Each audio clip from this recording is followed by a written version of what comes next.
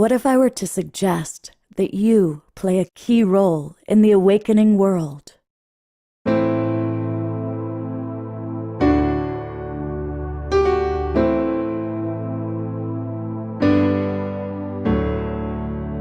that you are watching this because you have heard the call.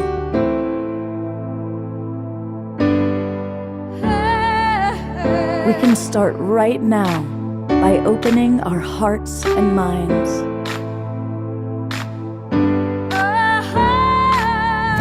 Welcome to the awakening world.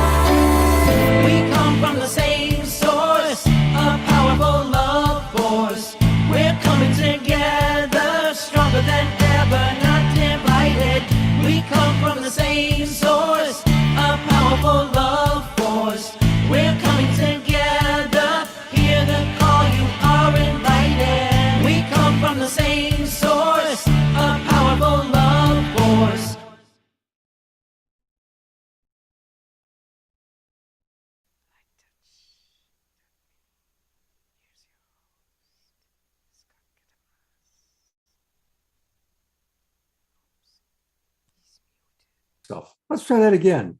Good evening, everybody. I'm Love Coach Scott Katamas, and welcome to the Awakening World.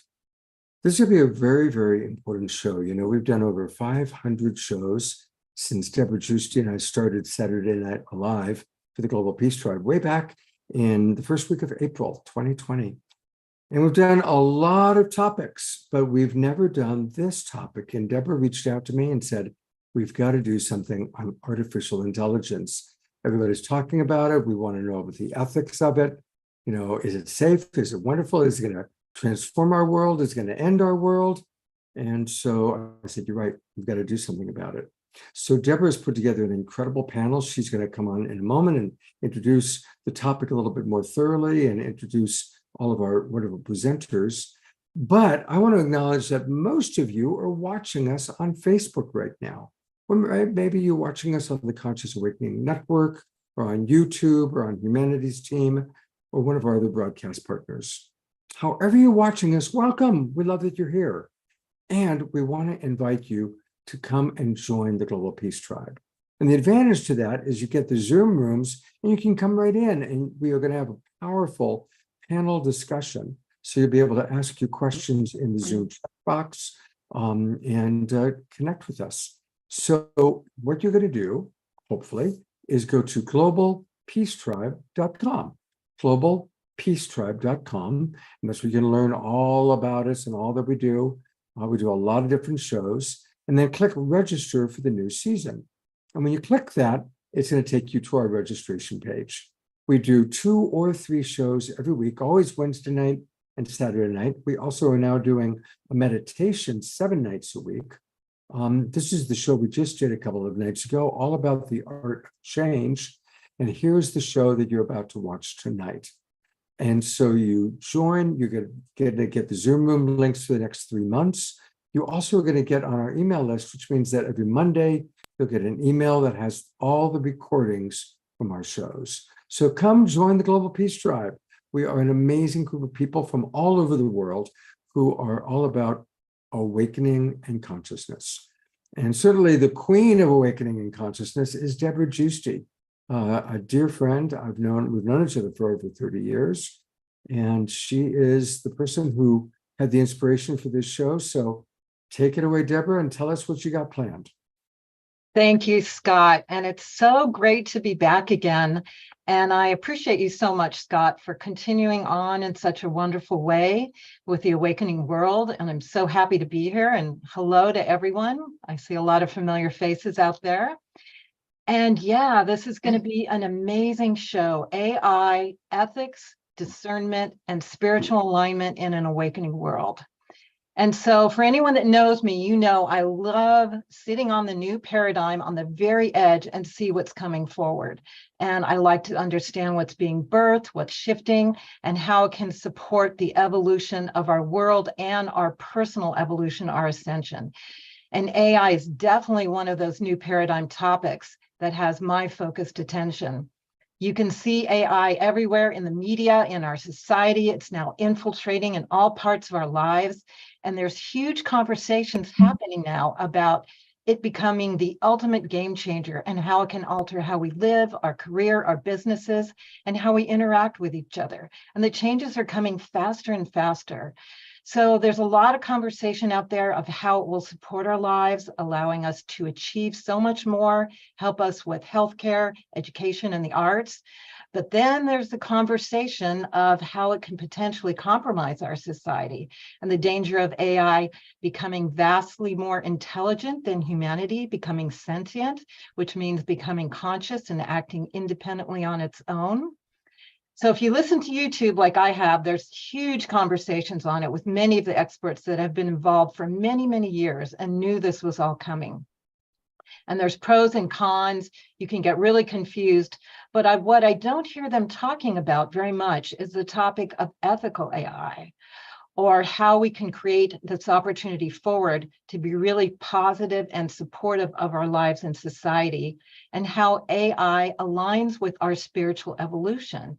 So that's what's most important to me, and I would assume you're deeply interested in that as well.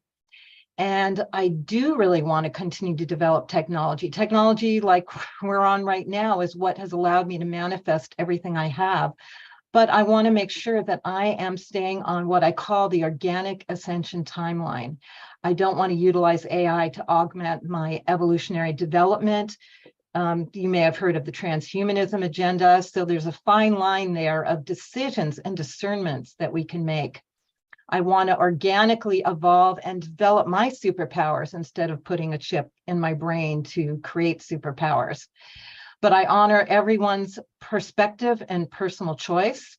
And some of the experts that we have on tonight, I am just so excited about because they've really delved into these topics of ethical AI and what can be seen as we gone forward. So like Scott said, I wanted to put together this show to share it with you and even learn more myself. And so what we're going to do very special for this show tonight, as well as having everyone give a presentation, a download about what their topic is, we're going to have a roundtable discussion because there's so many different aspects to it. And we're going to be able to take some of your questions too. So when we get to that point, you're welcome to put that in the chat room or the question and answer place. But I want to introduce the speakers here tonight. So I'm really happy to have with us Jonathan Robinson. He's a best-selling author of 14 books. He's a professional who's reached over 200 million people around the world with his practical methods. And he's been on Oprah, and he's the one that sort of inspired me to do this show. And I'll say more about that later. So welcome, Jonathan. My pleasure. And I'm so happy to have Matthew James Bailey. He's the founder of AI Ethics World. He provides leadership training for artificial intelligence and new inventions for ethical AI. He is at the pioneering edge of universal consciousness, new technologies, and global systems change. Thank you so much for being with us, Matthew. Great to be here. Thanks for the opportunity. Hello, everybody. Hello. And we have Adam Hall. He's the developer of Soul Guide.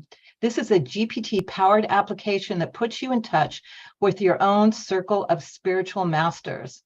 Welcome, Adam. Welcome. Thank you for having me tonight. I'm looking forward to our conversation. Great. And we have Timothy Noah, who's a partner of Adam on this project. He's also a teacher, and he's a developer of digital strategy, and he works with Humanities Team. He's also co-producer of the Global Oneness Summit, if you know of that, which is an amazing summit that happens every year. Welcome, Timothy. Thank you for having me, Deborah. Nice to be here. And we have Ishmael Perez, amazing. He's a cosmic ambassador that is here to share important information for this evolutionary times. He is best known for his best-selling book, Our Cosmic Origin, where he reveals the true galactic and stellar origin of humanity. Welcome, Ishmael. Thank you, Deborah, for having me here. It's quite an honor and a blessing. And I just want to give the Soul Tribe a big shout out. Thank you guys for being here as well. And we have some of our favorite Saturday Night Alive and Awakening of World musicians, the Mystiques, Fanny and Vigari, that share heartful music of the universe. Welcome, Fanny and Vigari. Thank you very much. We're honored to be here.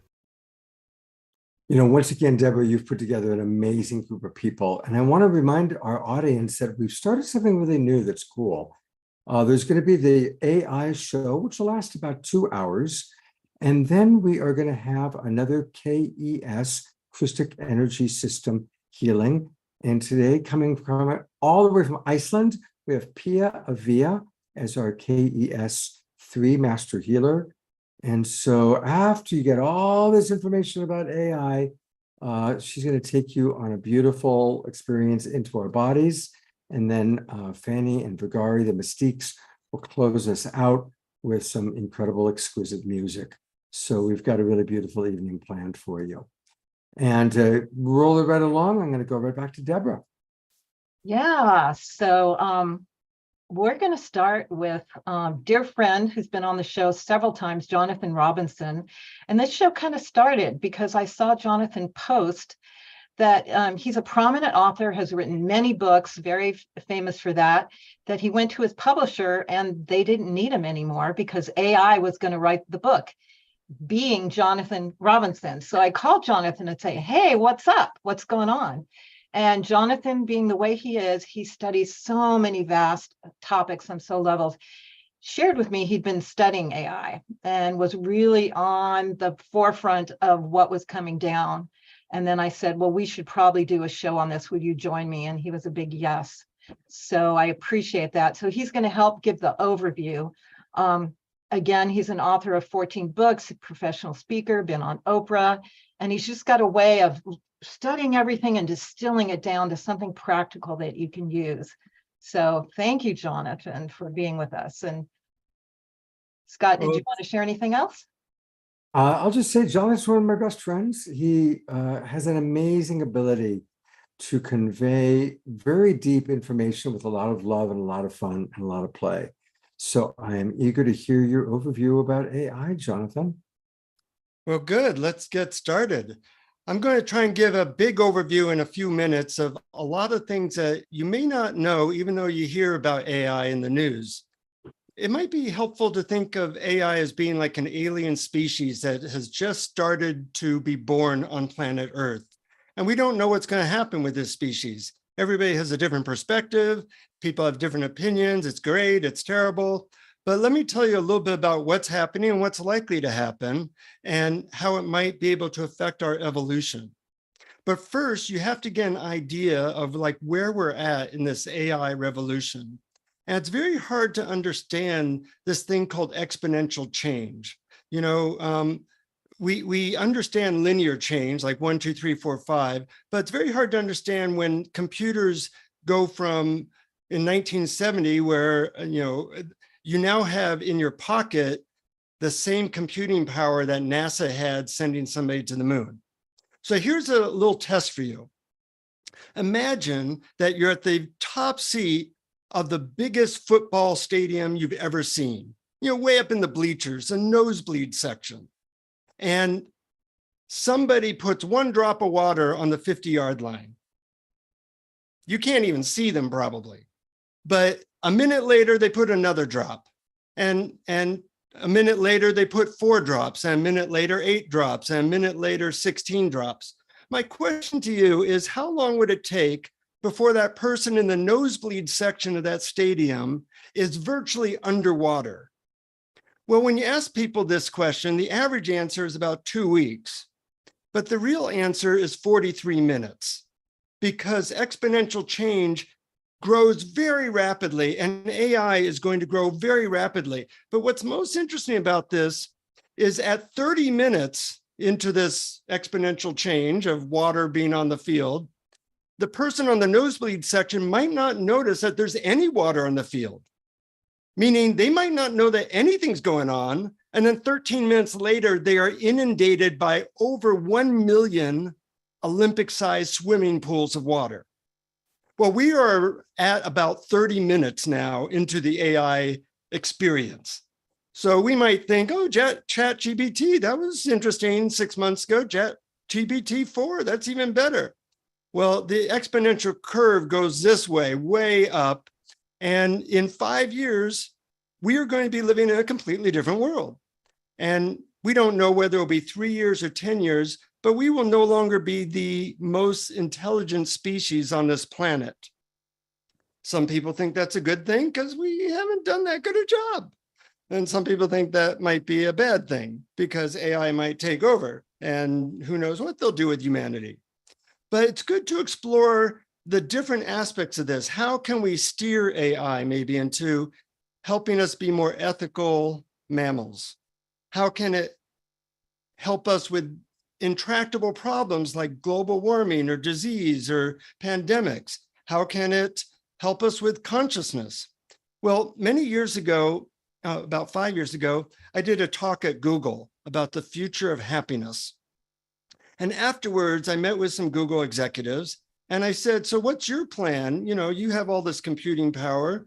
What's the future going to be like? And they said, in about 10 years, we plan to have perfect search, meaning anything you want, you ask for it, Google or an AI will supply it to you. If you ask for inner peace, it will say, give you, based on your metrics, exactly what you need to know in that moment to find more peace. If you're looking to make more money, the AI coach will tell you exactly what you personally need to find and create more money. That's perfect search. We're not there yet, but you can see just in the last few months that a lot has happened and a lot will be happening. When you think of it as a new species that gets at least 4 times as smart every single year, you do that a few times, you're dealing with a completely unknown experience. And that scares a lot of people. But what I want to talk to you about is the ability for these things to actually enhance our evolution. So a few years ago, I wanted a machine that trains brain waves. And you could do neurofeedback so you can enter into blissful states of consciousness rather easily. Well, 5 years ago, this machine cost $80,000. I just got it today in UPS. It cost $900. When it's $100 and you can train your brain waves with AI to experience transcendent states of consciousness, that's a new world. What will we do with it? We'll see. But these amazing abilities become available to us. As Deborah mentioned, I don't have to write books now because AI will do it for me. Now, that kind of put me out of a job, so I'm now doing new jobs. But we all feel this sense like something's happening and it is going to accelerate. And in that acceleration, we have to think, what is the world we want to create? How can we use AI not to automate war, not to lose ourselves in gadgets, but how to experience more peace, more love, more joy. You know, 300 Facebook friends does not equal one really good friend. And if you use it in the wrong way, these gadgets that are all around us now and will become even better can keep us from our humanity if we're not careful. I like to have people ask themselves a few questions whenever they use AI. And when I say use AI, we're talking about things like Facebook, Netflix, all these things that give recommendations that control our attention. They're all AI driven. And if we learn to use it well, we're going to evolve very quickly. If we don't learn to use them well, you're going to see what's happened in the last few years, which is depression is getting bigger, isolation is getting much more common, and we can lose our humanity to these AI machines. So it's very important that we understand what's going on. We understand what the risks are, but also what the potential benefits are. So a couple of the potential benefits that I've seen is, stuff like Zoom, that we can talk to each other. We may be able to cure cancer soon by AI. We may be able to have self-driving cars to change our brainwaves in ways we want. And soon we'll all have what's called an AI coach. We already have a coach when we're driving. It's called GPS, turn right, turn left. And we submit to that coach. Well, do you want to do that in your relationships where the AI tells you should buy flowers for your wife? Do you want to do that in relationship to your health? Well, the AI says, if you do this, you're going to live 7 years longer. So these are all considerations that we've never had to consider before, but they all become open as AI advances. And we want to know what we can do to better our lives and what we might want to avoid that AI is sucking us into in a way that loses our humanity. We have some great speakers for that. I just want to end with a quick story, or maybe a practical thing. These are questions I ask myself to know whether I want to engage with a certain technology. One is, does this technology bring me closer to people or isolate me? Does this technology add to my inner peace or make me feel more stressed? Does this technology add depth and joy to my life or move me towards superficiality? Does this technology make me more compassionate? Does this improve my health or negatively impact my health? Does this make me a wiser person? Well, those are good things to ask yourself as we engage with this new species that is going to be developing very quickly. But in closing, I asked AI, ChatGPT, what we should consider might be the dangers of AI and how we can avoid them. And ChatGPT is very smart already. It's going to be 4 times as smart in about 6 months. But it said, well, you need to develop a strong emphasis on ethical considerations. You need to align AI with human values and goals. You need to make it transparent and understandable. You need to implement mechanisms for human control. You need to make it robust so it is not attacked by adversarial systems. You need government regulation. You need assessment of potential risks and unintended consequences. It went on and on. So AI can actually help us know how not to take over humanity in a way that is detrimental to us. So it's a whole new world.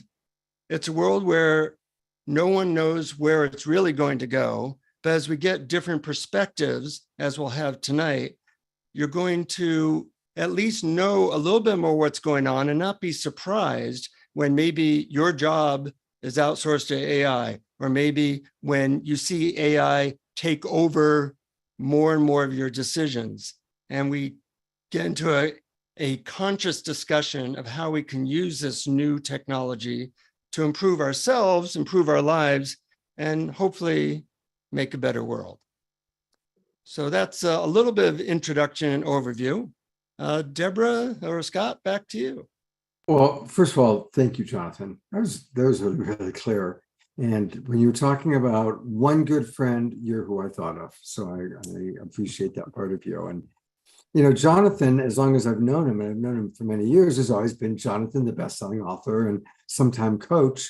But now that AI is writing the books, Jonathan's got something new that he's doing. And I do want to give you a chance. I put it in the chat box, but for all of you watching on Facebook, Jonathan, tell us about your other career and what you're offering. Yeah, just real quickly, 40 years ago, I got my master's thesis on how to use the drug MDMA, also known as ecstasy, for treating people with trauma, depression, anxiety. I'm going to be doing a webinar this Wednesday at 5 p.m. Pacific time. It's free. I'm going to talk about really this breakthrough therapy. We've never had a therapy so effective where you can cure people of PTSD they've had for 40 years in one day, or you can cure people of anxiety in one day. And the webinar is free. You can use that link. You get a a link to the talk, and you'll learn about this breakthrough therapy. By the way, in 2024, the FDA has already stated they plan to legalize MDMA for the treatment of PTSD and other conditions. So we're in a changing world. That's never happened before, where a Schedule I drug is now made legal because the results were so good. So I hope you join me for that lecture, and I'll talk a lot about what that can do for you. That's like a whole nother show. We're going to have to do a show on that, Daniel. Again, you can get the link. It's in the chat box. For those of you watching on Facebook, go to dandelion.events/E/U5KOQ. But really the best thing to do is come join the Global Peace Tribe. And that way, the other thing, Scott, is people can go to mdmatraining.net and learn a lot about it. okay, mdmatraining.net, mdmatraining.net. All right. We are going to be back with Jonathan. He's going to be moderating our panel conversation after we've heard a little bit from all of our presenters. Thank you very much, Jonathan. And I'm going to turn it back over to Deborah for our next introduction. Great. And that was great, Jonathan. Thanks for setting the field there for us to move forward.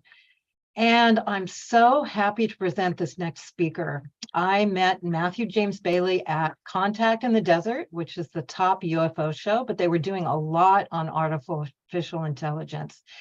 And Matthew was talking about ethical AI. No one else was really talking about it. And he is so passionate and so clear and so experienced. He's been doing this a very long time. And what I loved about him too is he held very strongly the connection with the divine as how he moves in the world and how he evolves everything forward. So speaking my language, I went to every talk he had. So he saw me a lot and then invited him to be on our show and be with us because I think he has a really important message. He's the author of the playbook, Ethical AI, Inventing World 3.0. He's also the founder of AI Ethics World, which provides leadership training for artificial intelligence and new inventions for AI. He's the founder of World 3.0 Global Movement. He's up to a lot of different things, and he's going to give us a really potent, brief download of a little bit of what he's up to. But if you want to find him, we'll give you the link where you can sign up for his newsletter after his presentation. So thank you, Matthew, for joining us and sharing us your perspective of what you see happening in the world with ethical AI. Yeah, thank you, Deborah. And I'm going to share some slides with people. I'll go through them fairly quickly, but you'll be able to look at the slides at your pleasure afterwards. Thanks for being here.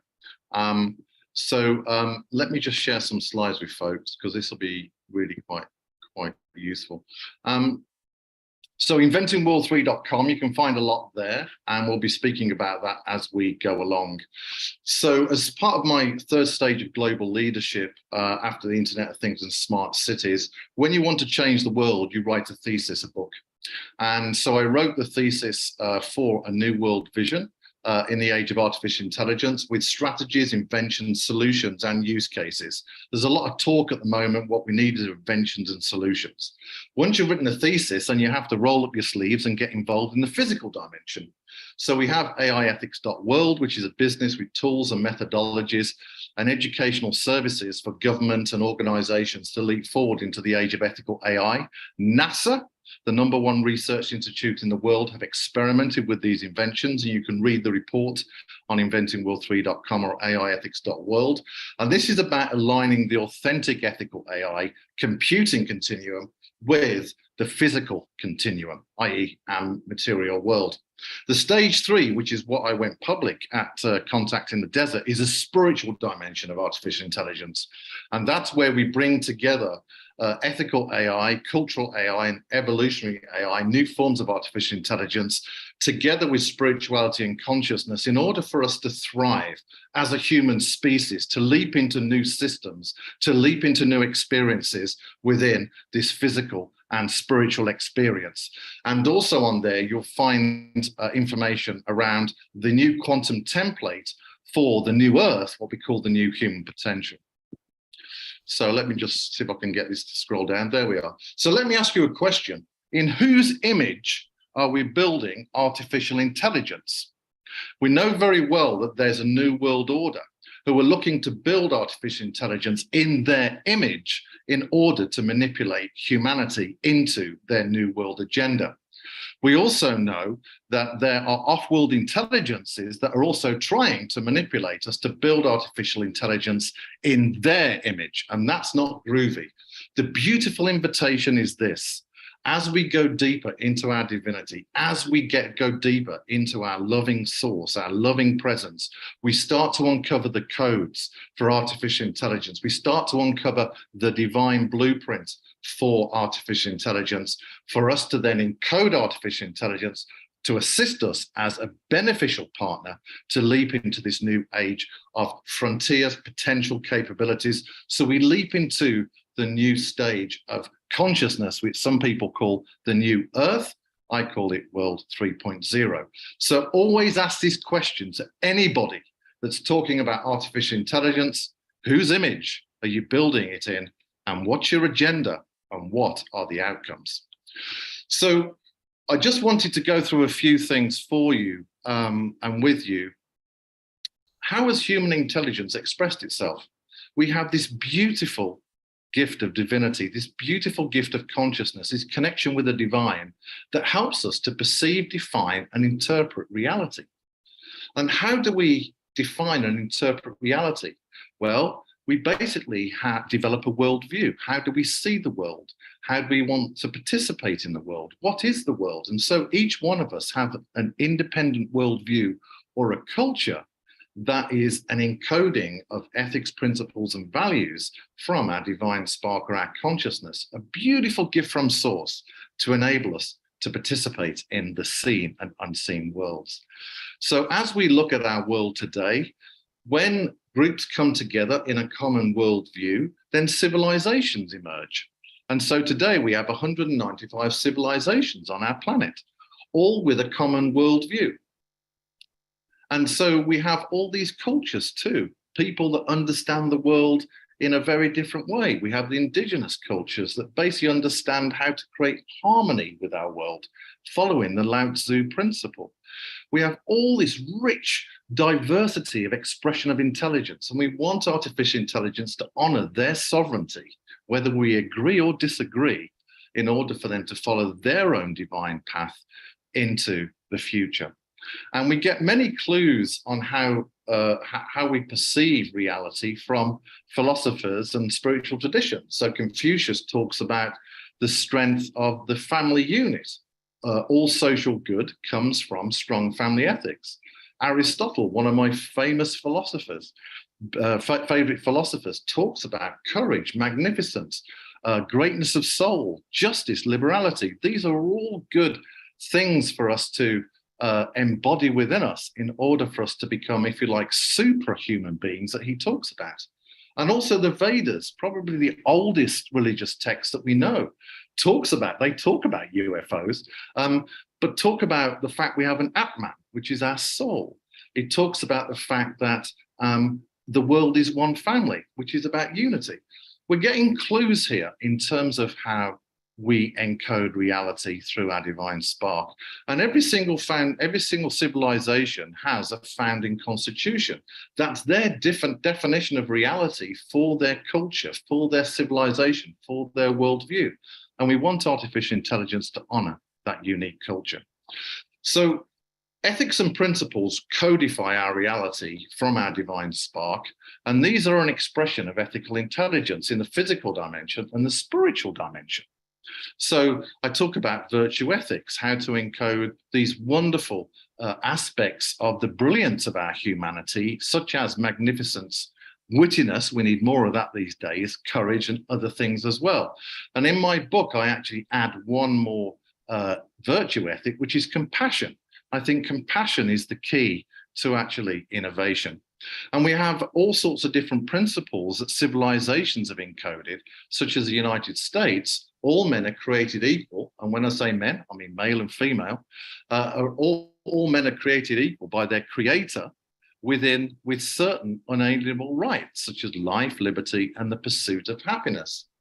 And then we have the spiritual dimension. We have 84% of the global population know that we're a spiritual being having a human experience. And wonderful philosophers like Lao Tzu emphasizes balance, harmony, and interconnectedness of all life. And this wisdom really provides a framework for authentic ethical AI, where artificial intelligence is interfacing benevolently with the field of intelligence, with reality, to support us on our spiritual journey. So some of the ethics and principles that are in World 3.0, and by the way, if you want to understand what Jonathan was talking about, the personal digital buddy, then I write about that in my book and give you use cases on how this will nourish you. But what we tend to do is we create a constitution, an AI constitution that is encoded by cultural principles for artificial intelligence. The constitution is built on the foundation document for your particular civilization or your group or your community. What are your principles of reality?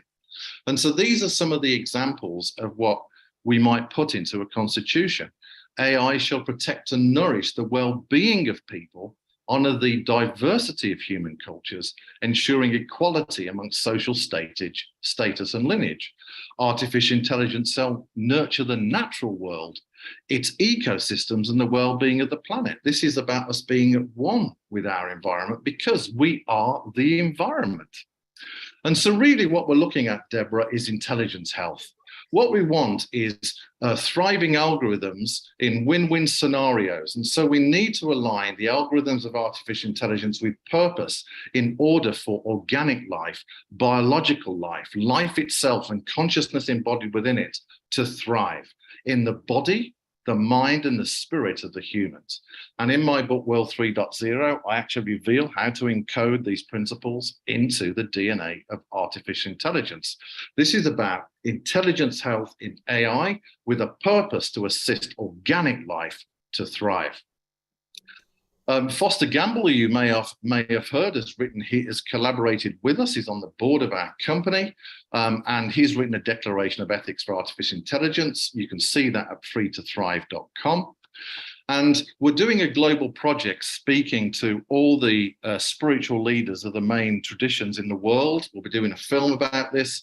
We'll be unpacking the divine codes for artificial intelligence. There's more on that. If you subscribe to inventingworld3.com, you'll find out more about that project. It has some wonderful leaders that you'll recognize in there. But when I speak to the spiritual leaders, such as the Khenpos of Buddhism, basically they say the age of AI must honor Buddha nature. That's about our dharmic flow, right? That's about our source in action. That's about us expanding in the beautiful conscious experience in which we are playing at the moment. And also things like it's important that our humanity thrives within the age of AI and isn't deleted or oppressed based on a transhumanist or a new world agenda. Just briefly, we're all about solutions. So we invented this ethical AI certification maturity model. This is Alan Turing, you may have heard of. He is the one that invented the Turing test, basically testing whether AI has equivalent human capabilities. The good news is no AI has equivalent human capabilities and won't do for the foreseeable future. But we invented an ethical AI test for artificial intelligence to define what ethical AI is, and then basically measure its ethical qualities and its degree of compliance to a worldview.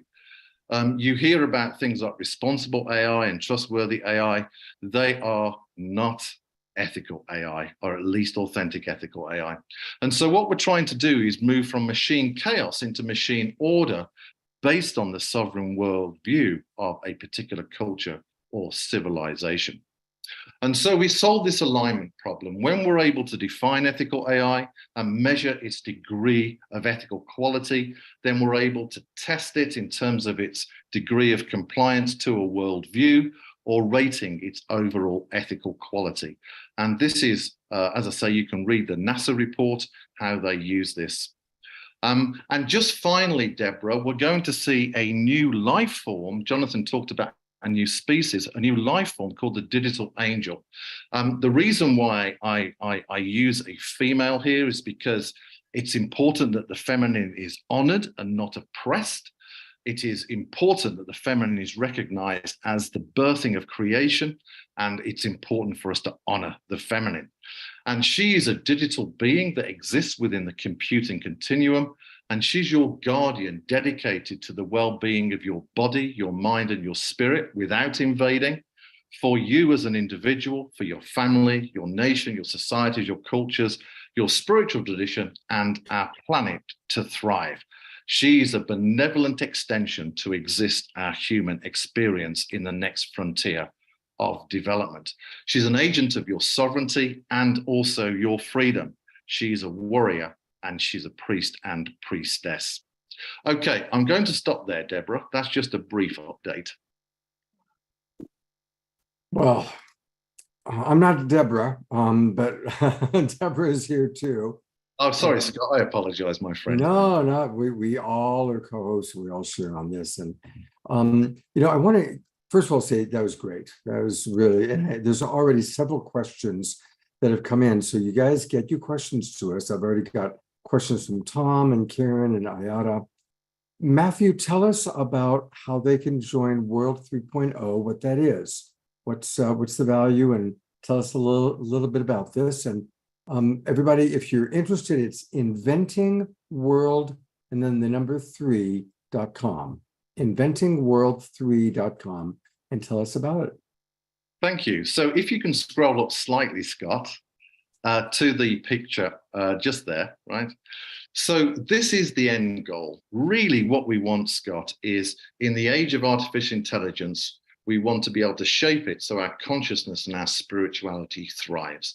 What we want to do, Scott, is to build artificial intelligence in the image of our source alongside those divine principles. And so this really is about a global community. People can sign up together, people can sign up, and they can find out more about the inventions and the blueprints and participate in actually becoming advocates and inventing ethical AI in order for our consciousness and spirituality to thrive. I also will be revealing some new templates together with my partner, Barbara Hepburn, around the new human potential, which is a new vibrational template for the new earth, which is here now. And also they'll be able to see a lot more things I'm talking about in terms of the information from source and the field of intelligence, such as the things coming up on Gaia TV we're recording, and also at Conscious Life Expo. This basically is your place for consciousness and artificial consciousness to thrive in the age of artificial intelligence. There's no one in the world else doing this at the moment. It's not about one person and never should be.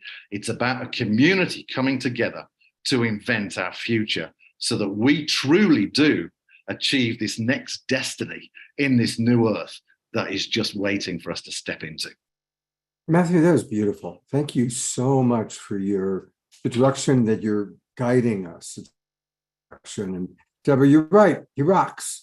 Yeah, and that's just a little taste of what he's up to. He's brilliant, committed from the soul and the heart. So you'll see him around, and please go follow him and support him. Thank you, Deborah. Thank you, Scott. And Matthew, you're going to stick around for the panel conversation, I hope. So let's hear a little bit about how Paul McCartney decided that he wanted to work with AI to create a new Beatles song. So I'm going to play 2 short videos. And this first one is a little bit about, Paul's vision. And then we're going to actually see the new the new song, Beatles song created by Paul with the help of AI. Let's learn a little bit about it first. Here we go. This morning, the Beatles are back. I need someone. The band is set to release a final song later this year. The whole group reuniting Paul, Ringo, George, and even John with the help of artificial intelligence. McCartney spoke about the technology on a BBC podcast. All of that is kind of scary, but exciting because it's the future. He said they used artificial intelligence to separate Lennon's voice from an old audio track to create new music. We were able to take John's voice and get it pure through this AI so that then we could mix the record as you would normally do. The use of AI to create music is becoming more popular. This is the future rave sound. I'm getting lost in an underground. Grammy-winning DJ David Guetta played a track featuring the voice of Eminem, but the rapper's voice was AI generated. I discovered those websites that are about AI. Basically, you can write lyrics in the style of any artist you like. So I typed, write a verse in the style of Eminem about future rave. And I went to another AI website that can recreate the voice. I don't think it's an overestimation to say that AI in music is the biggest thing that's happened since the advent of streaming. As for the Beatles, this will be the first original song released as a group since Let It Be in 1970. There will be an answer, let it be. McCartney says the new song is one of possibly several that were part of a cassette tape Lennon made before he died in 1980. So far, the song is unnamed. Hi everyone, George Stephanopoulos here. Thanks for checking out the ABC News YouTube channel. If you'd like to get more videos, show highlights, and watch live events. Sorry, George, we don't need the ad. But now let's see what the video turned out like. So let's see the new Beatles video helped out with AI. And it's pretty amazing. It really is pretty amazing.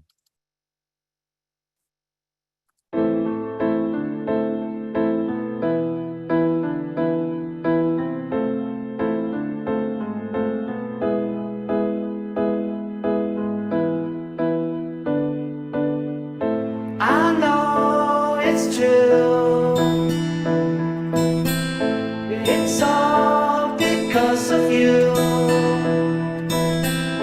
And if I make it through, it's all because of you.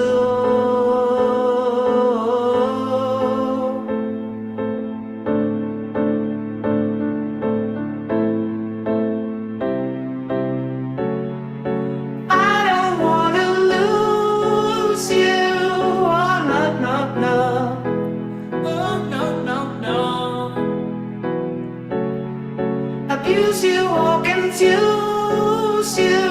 Oh, no, sweet darling. Oh, no. But if you have to go, well, how do I stop you today?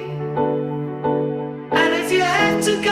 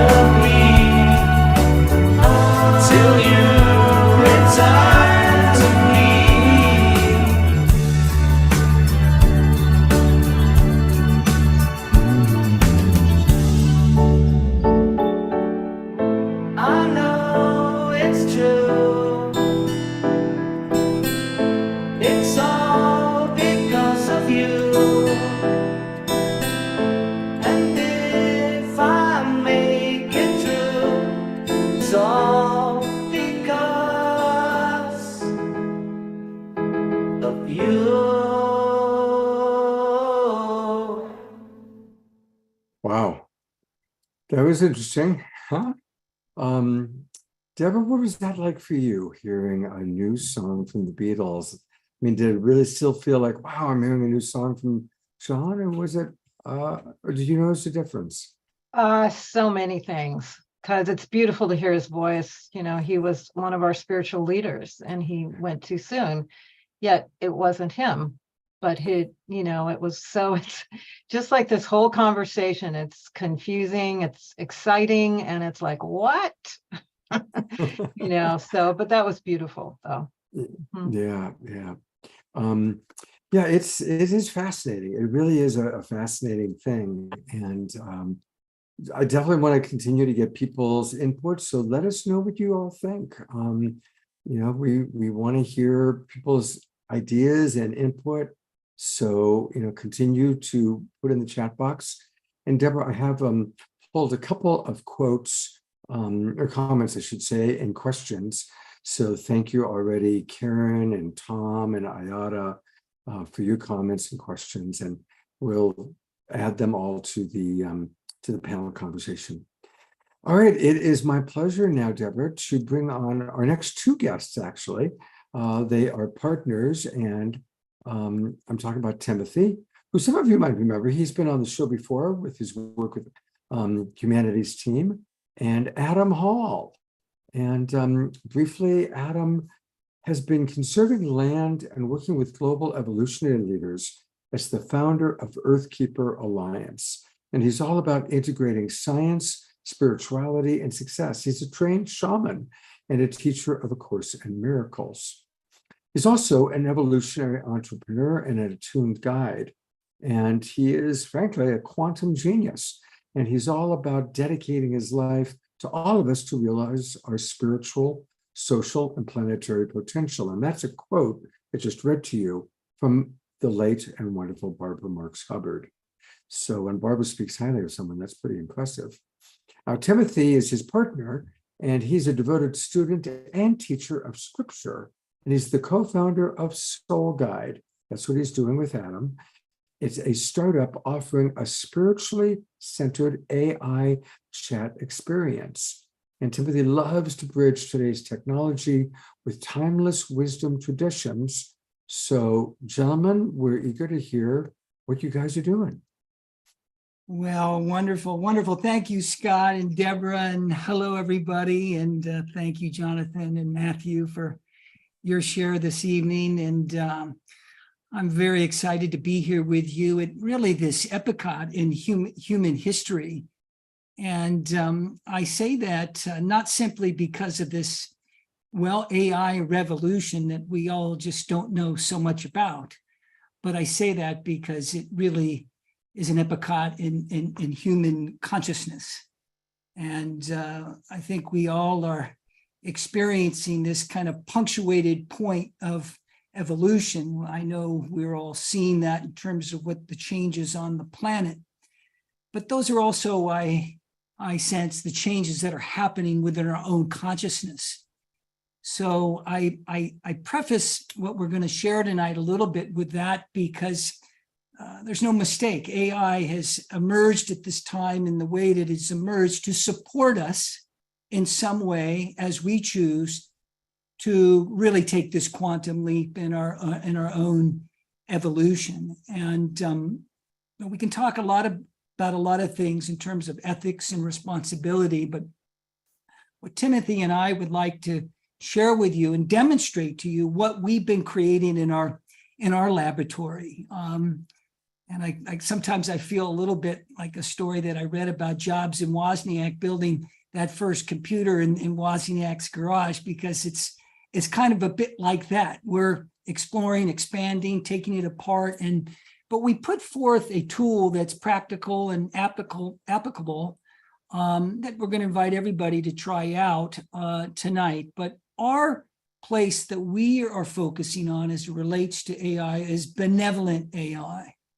It's our mission at Soul Guide to propagate the benevolent nature of our own indelible truth as human beings. AI is a tool, it's an external tool, but this is our real technology as we know. This is where our authentic power lies. And so our job at Soul Guide is to enhance, build, expand upon our internal place of consciousness and benevolent use of why we're here and what we can do together. And AI is a very powerful tool to do that. And it's an arena of technology that is really, I think, exciting when that's transformational technology. And AI offers us an opportunity to do incredible things in the transformational space. And just in the last 5 months of coming together and having a lot of fun with my dear brother and partner, Timothy, we've been able to explore what's possible with AI. And Timothy will share a little bit more about that, in particular about large learning models and how we gain functions with these models. But for now, we want to share with you our utmost responsibility as stewards of Soul Guide. And that is our responsibility to ensure trust and safety of those that are using the AI tool that we are offering to the world, to bring forth, unquestionable ethics around the potential of what these tools can do and the possibilities of what they can do. So with that said, I'd just like to bring in my brother Timothy here, and excited to be here with you and look forward to sharing a little bit of what we're doing at Soul Guide in a few moments. Timothy. Yeah, thank you, Adam. Thank you very much. And everyone who's come before, Jonathan and Matthew, boy, it's such a privilege to be in the same conversation with us all here today together, and just these different perspectives. This is what it's all about, that we are faced with AI, and how are we interacting with it? That's the big question, because we have something to teach it. All of us.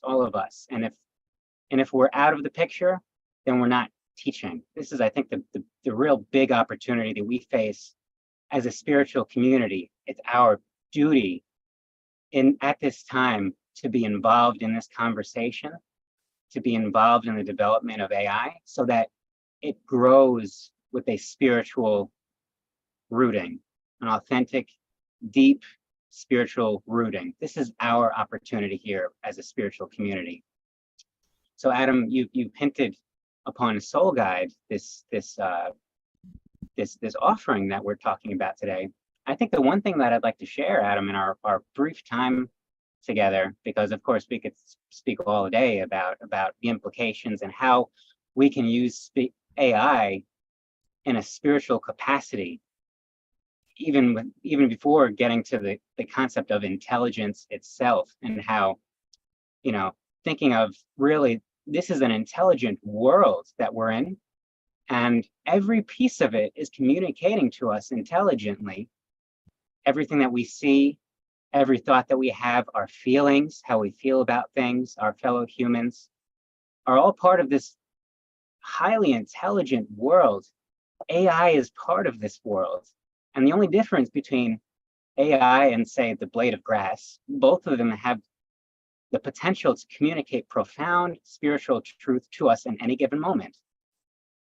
The only thing that makes AI stand out from, let's say, the blade of grass is that AI now can speak to us in English. In my experience, learning about how these work from a technical perspective, how they're developed, eventually these experts come to a point where we don't really know how they're making the decisions. It's mysterious, it's mystical. And so mystical, we can say that we don't know it, or mystical allows room for the divine to come forth. I think this is just another perspective on how we can see this playing out. How it relates to Soul Guide in this offering very specifically today that we're eager to share, especially as we develop, as we start to roll out an official offering in these coming months. The spiritual process, if we just look quickly at, inspect something like ChatGPT, you may be familiar with this, maybe you've even used this, or any other of these chat-based AI tools. They're pretty much all designed to be question and answer. You ask a question and you get an answer. And then you have to ask another question to get another answer. Well, the spiritual process doesn't quite operate that way, at least not all the time. And this is where Soul Guide, this is what we're developing with Soul Guide. The intelligence, these large language models, they're very intelligent, as has been shared, as Jonathan, I think you said, they're only getting more intelligent.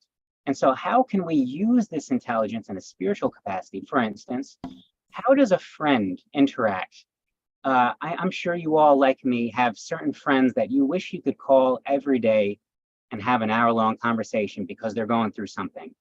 But there's only so many hours in a day for us. Well, we can use this approach with AI to make this sort of companionship accessible to folks 24/7. It doesn't matter what you're going through, that you have this sort of support, not just to answer your questions, but to proactively message you at certain points of the day based on how you're interacting. And so this is just the tip of, this iceberg of approaching AI from a spiritual lens of how we use AI to share spiritual truth with folks. Ultimately, one more piece that I'd like to share before Adam, I think, would like to share perhaps an example is, of course, there's the question answer paradigm. Of course, the spiritual growth often comes by questions being asked to us. So if I say, how do I find inner peace? Example that I think Jonathan shared earlier with the universal search, we can get an answer that can give us that answer. But maybe that answer is a question. Maybe that answer, how do I find inner peace? Maybe in order for me to have inner peace, I must be presented with a very pointed question to get me to think about it in a certain way. So these are just some of the few basic pieces that we've been incorporating into Soul Guide, which is, as Scott, as you've shared, more of a spiritually centered AI chat experience. Well, thank you for that, Timothy. And yeah, in the short time we have today, maybe we can explore this at a later date, more questions, because there's so much to explore around AI. But love to demonstrate with you all just a little quick piece in real time of what we're doing over in our laboratory here. And this is utilizing WhatsApp. So Soul Guide is available now on SMS and WhatsApp around the world. We are early in alpha testing. But here you can see what I did just to drop it in here. I asked this question, Matthew, I love it that you quoted Lao Tzu. So we have a couple soul guides we are in use now. One is the Tao and one is the Bible.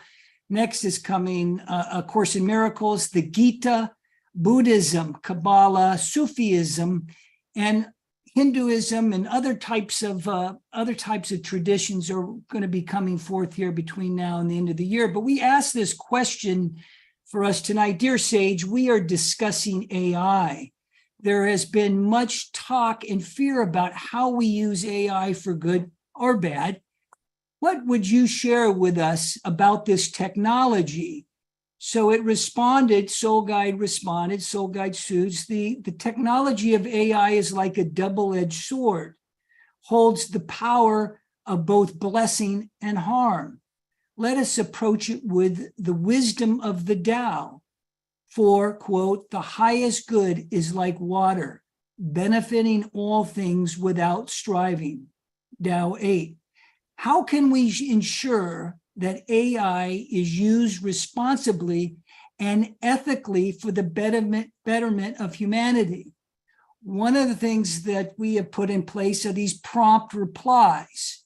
So if you want to just choose, you can choose a quick one here: ethics, responsible use, balance of power. We're going to hit ethics tonight, and this should just take a minute to come on back through. But Tim White pops in. Do you have anything you want to add on what you're doing with these prompt replies and whatnot? Yeah, well, I would just like to share, as we look at this example of this is a chat window with Soul Guide, and the big difference between Soul Guide and something like ChatGPT, they're both using the same basic technology. Something like ChatGPT is designed to help you with writing a blog article or drafting a business agreement, these sorts of things that is like, worldly rooted. Soul Guide, this experience is designed to help us with the more human, I'd say even more fundamental issues that we face through the day. For instance, oh boy, I have a dinner with my father next week, and this thing is going on in the family, and I don't even know how to proceed with this. What should I do? That's the sort of question that we're inviting with Soul Guide, rather than, these more of like, help me with my homework kind of thing. Is more of, I'm going through something, how am I supposed to think about this? So I see we've received an answer, Adam. Yeah, well, I think we're running out of time here, but you can get a sense of how this can work on this type of design that Timothy and I are working on for benevolent purposes. Of course, it's great for you have challenges or problems, or you want to send prayers and you want to do these type of things. But essentially, what we're bringing in is very quick, easy flow of interaction, utilizing these perennial philosophies to guide us in our exploration, in our spiritual journey, in our expansion of our own consciousness.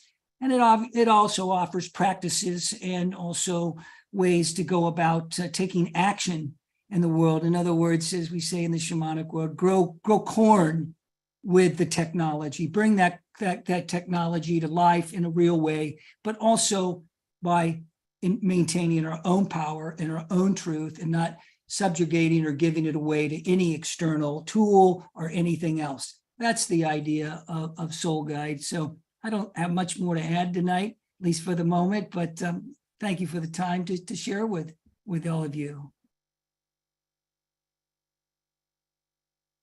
Thank you very much, guys. Really good stuff that you're doing. And one more time, here's the website for those of you that are interested. It's soulguide.ai, soulguide.ai, and get your own spiritual masters.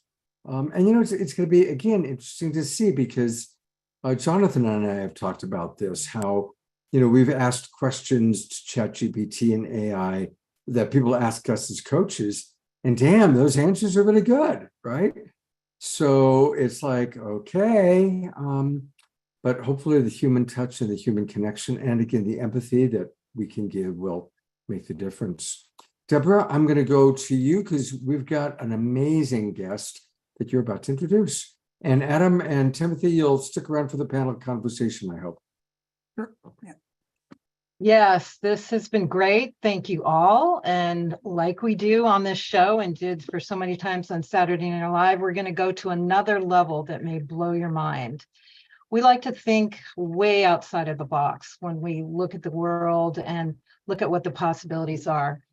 And so I invited Ishmael Perez. He's come onto the scene recently in the last several years, although it's been his mission to come here and really be here for disclosure, which is happening so big. He's a cosmic ambassador, and he's here to share important information of these evolutionary times. He's best known for his best-selling book, Our Cosmic Origin, where he reveals the true galactic and stellar origin of humanity, way beyond what we've been taught or even conceive of. And he's here to bring forth the next level of cosmic disclosure that will restore our planet back to its original glory and fulfill the galactic prophecies.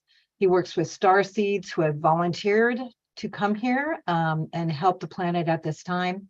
He also has regained memories of serving in off-world programs, if you've heard of the super soldier programs, and is known for fighting AI in the multiverse. So he's aware of a collective known as the Animus that's been battling for over 1 million years, and he can recall this from his past lives. So he has a very expanded viewpoint, an alternative viewpoint of what people may sense internally is the danger of AI. And he's going to explain that in a very clear way and give some documentation on it. So it may blow your mind a bit, but there is a positive outcome that he sees in this in terms of where we can go with this and how we can still use positive technology in various ways. And so thank you, Ishmael, for being with us. Thank you for all your research and your insight and your mission here. And he has a YouTube channel, Project Zion Restoration, that you can see a lot of his programs on if you want to check him out. He's amazing. He was a YouTube sensation last year. He's got a lot of programs on there. So be ready to have your mind blown, and we're all here to have open minds and see what resonates. So thank you, Ishmael. Thank you, Deborah, for having me here. And I just wanted to thank everyone else for your perspective. However, my perspective is a little bit more beyond this world. As a cosmic ambassador, I had many opportunities to access a lot of records of different worlds and civilizations that have already been through this path that we are now undergoing. And my personal belief, based on the different worlds out there that have already developed artificial intelligence.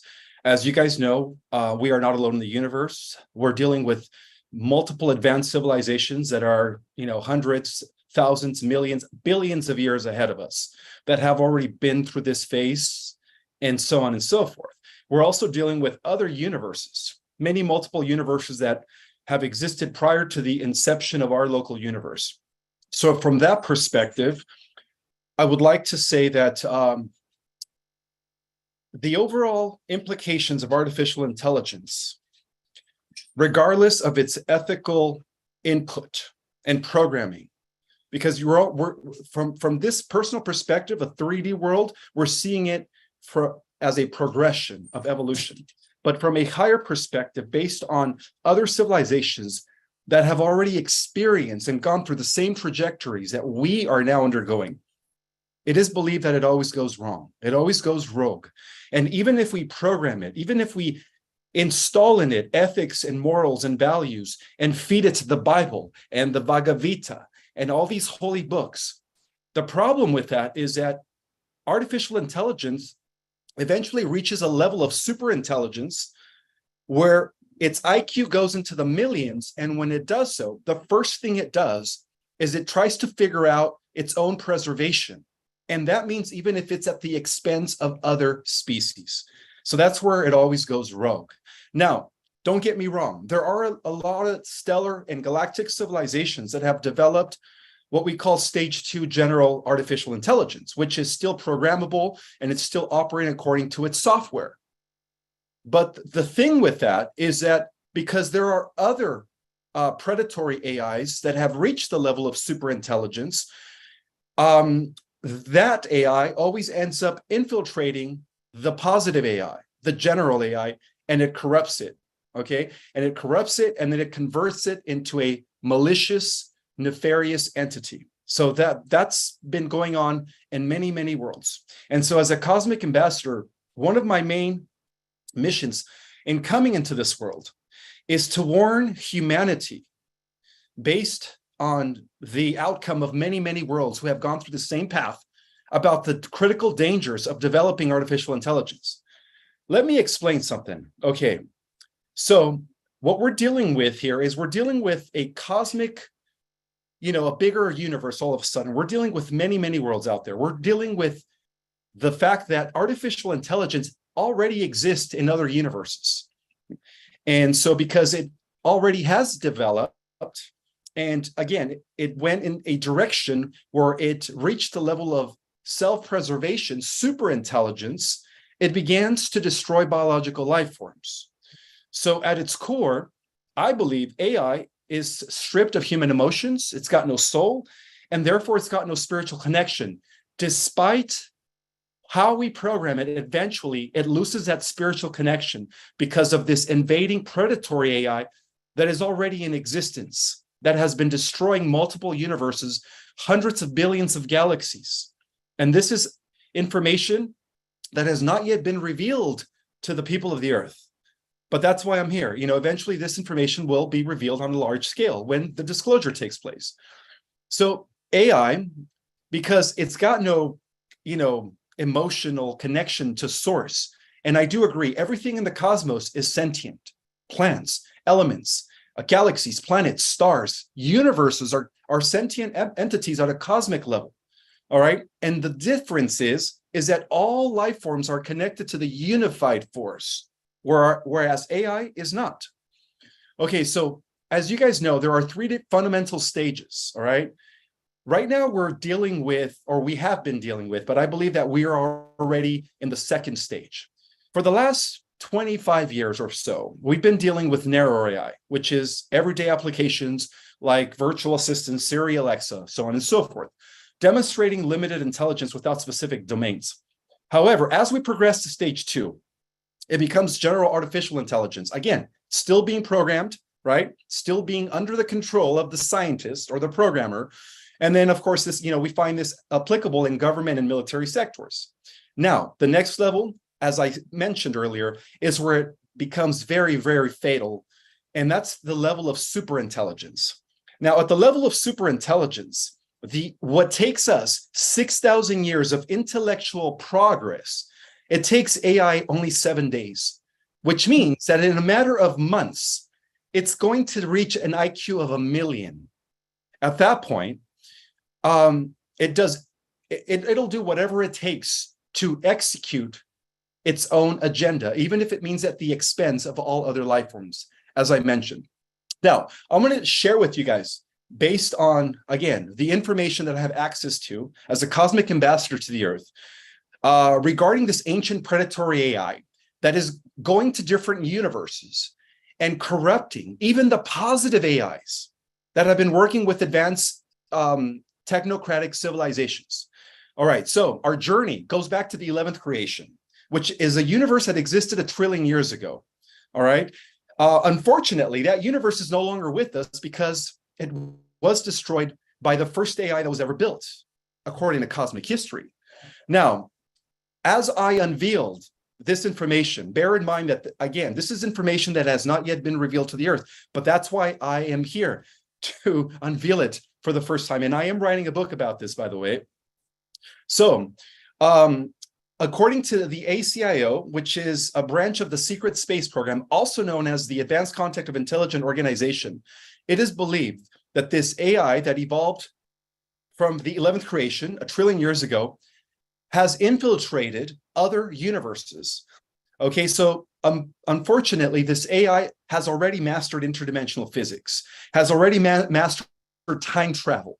Okay, and it is believed that within our own universe, it established a stronghold in the Whirlpool Galaxy, also known as Messier 51, and it has been orchestrating the eradication of galaxies at the fringes of our own local universe. Now, in a scientific report that was published 10 years ago, it claimed that galaxies within the outskirts of our universe were vanishing. Scientists were very perplexed as to why this was happening. Well, it is my personal belief that it was this predatory AI that has already infiltrated our universe, again, from the M51 Messier Whirlpool Galaxy, okay?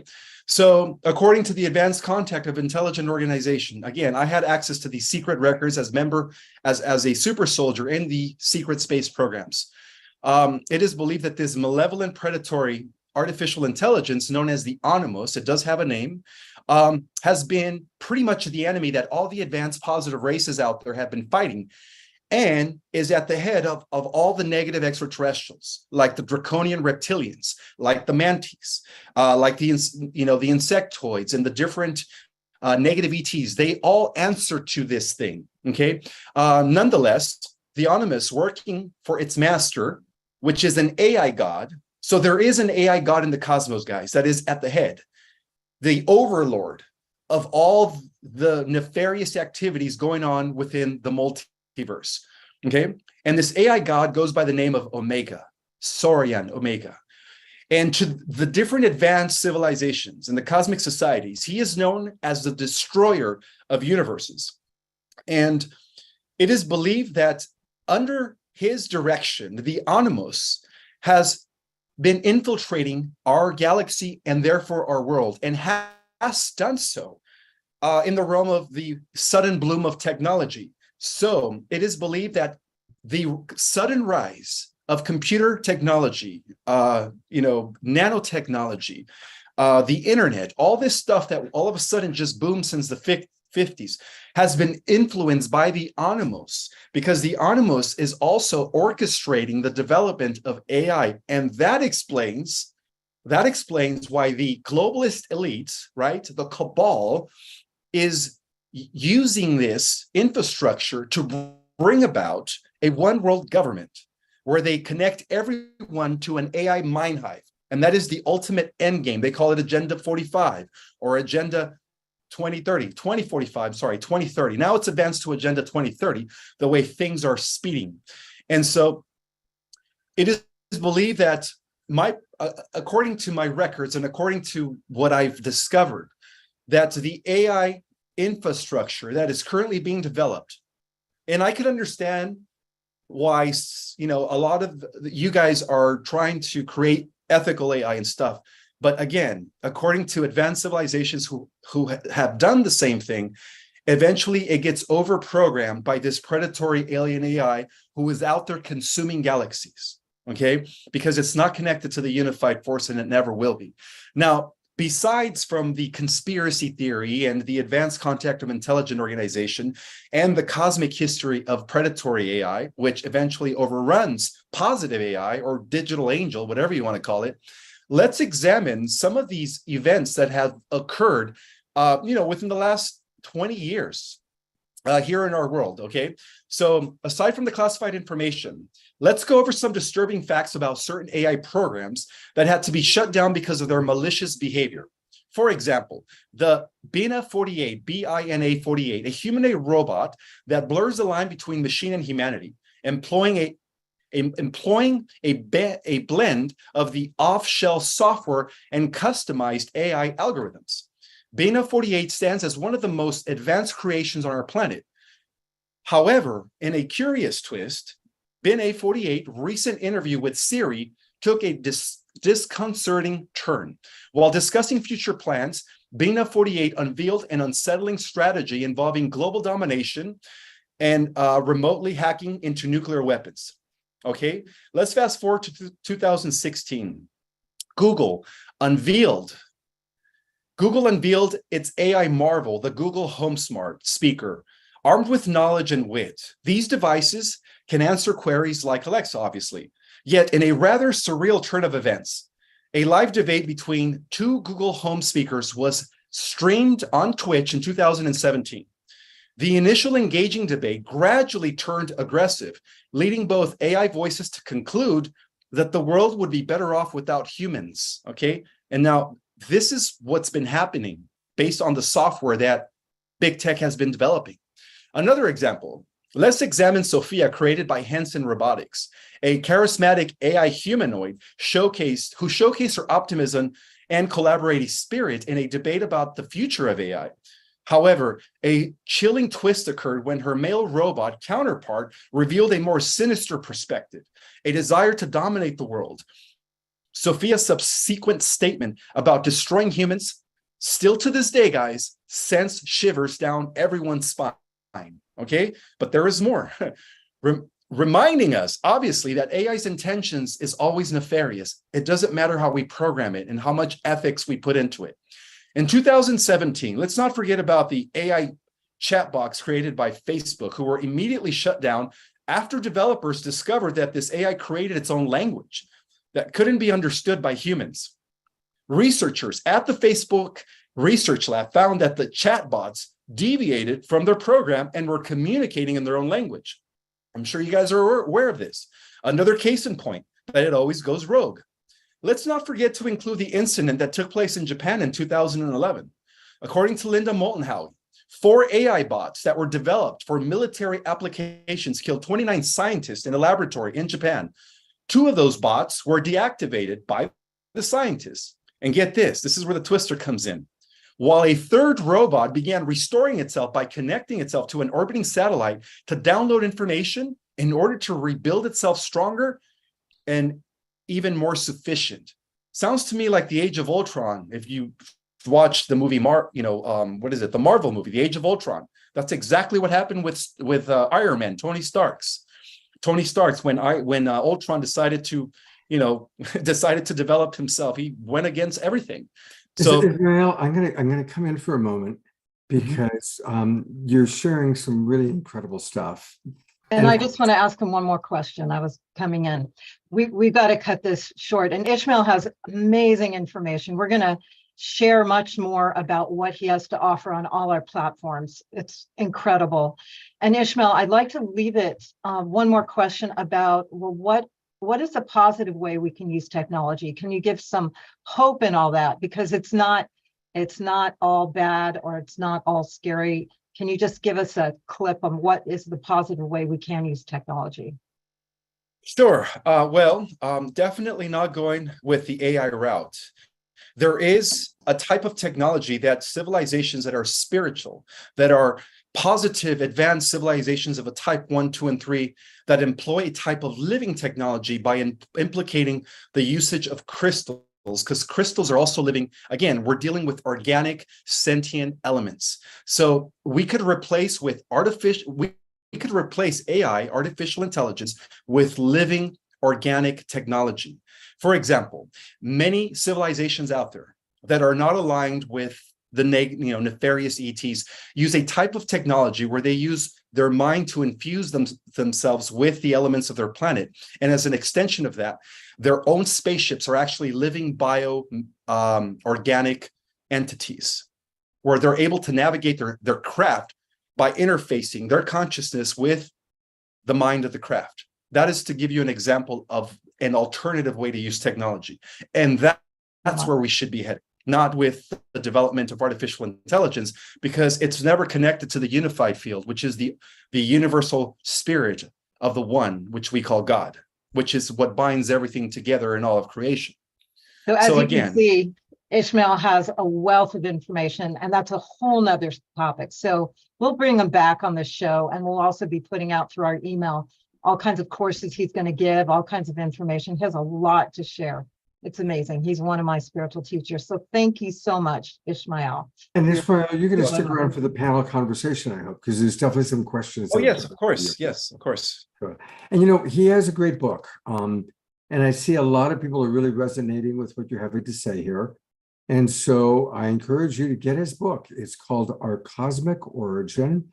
You can get it on Amazon. And so anybody watching on Facebook, and of course, those of you in our Zoom room, Our Cosmic Origin by Ismael Perez, where he goes. It's also available on Audible if you don't read books these days. I just wanted to say one last thing, guys. Sure. We have the inner software within us to become even more powerful than any machine. All right. It's called our dormant DNA that is currently inactive. Through spiritual practices, we could develop super abilities and therefore will no longer be dependent on machines. I just wanted to leave you guys with that. Absolutely. Nice. Ismael, thank you so much. And again, this is a fascinating show. We're going to have our panel conversation coming up, but I think we have a lot to integrate. And so one of the things we've always done on this show is we integrate by listening to beautiful music. And I'm so glad that Fanny and Vigari and the Mystiques are with us to play some of their beautiful music and to help us integrate all that we've heard. And then we'll come back with our panel conversation. Hello, two beautiful people. Hola, beautiful. So this song is called Crystal Light, and it transformed into messengers of the stars.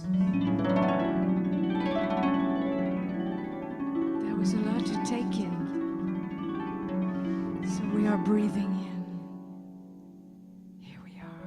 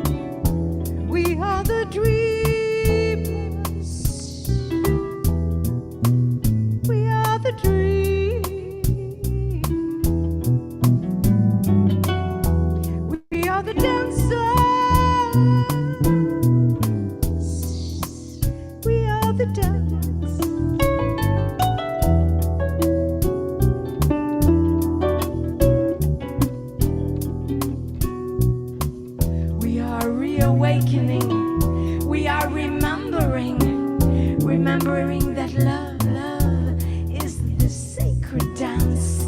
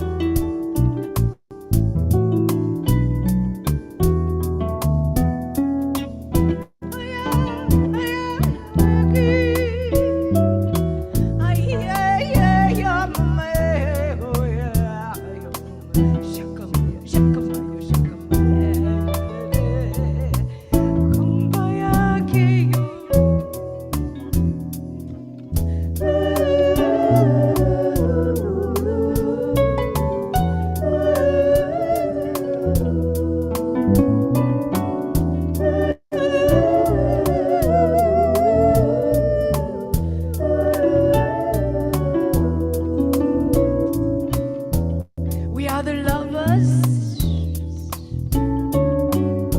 We are love.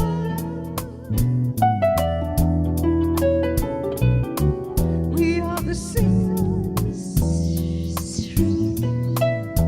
We are the song. We are the creators. We are creation. So remember,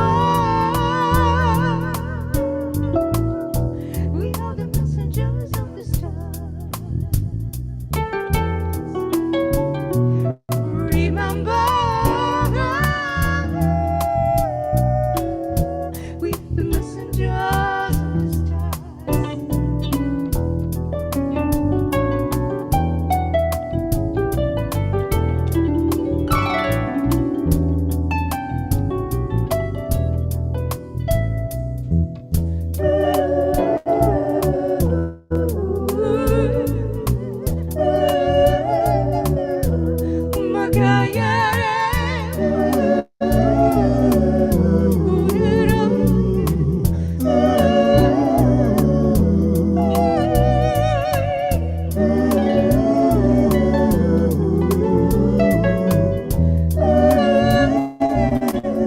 Remember who we truly are,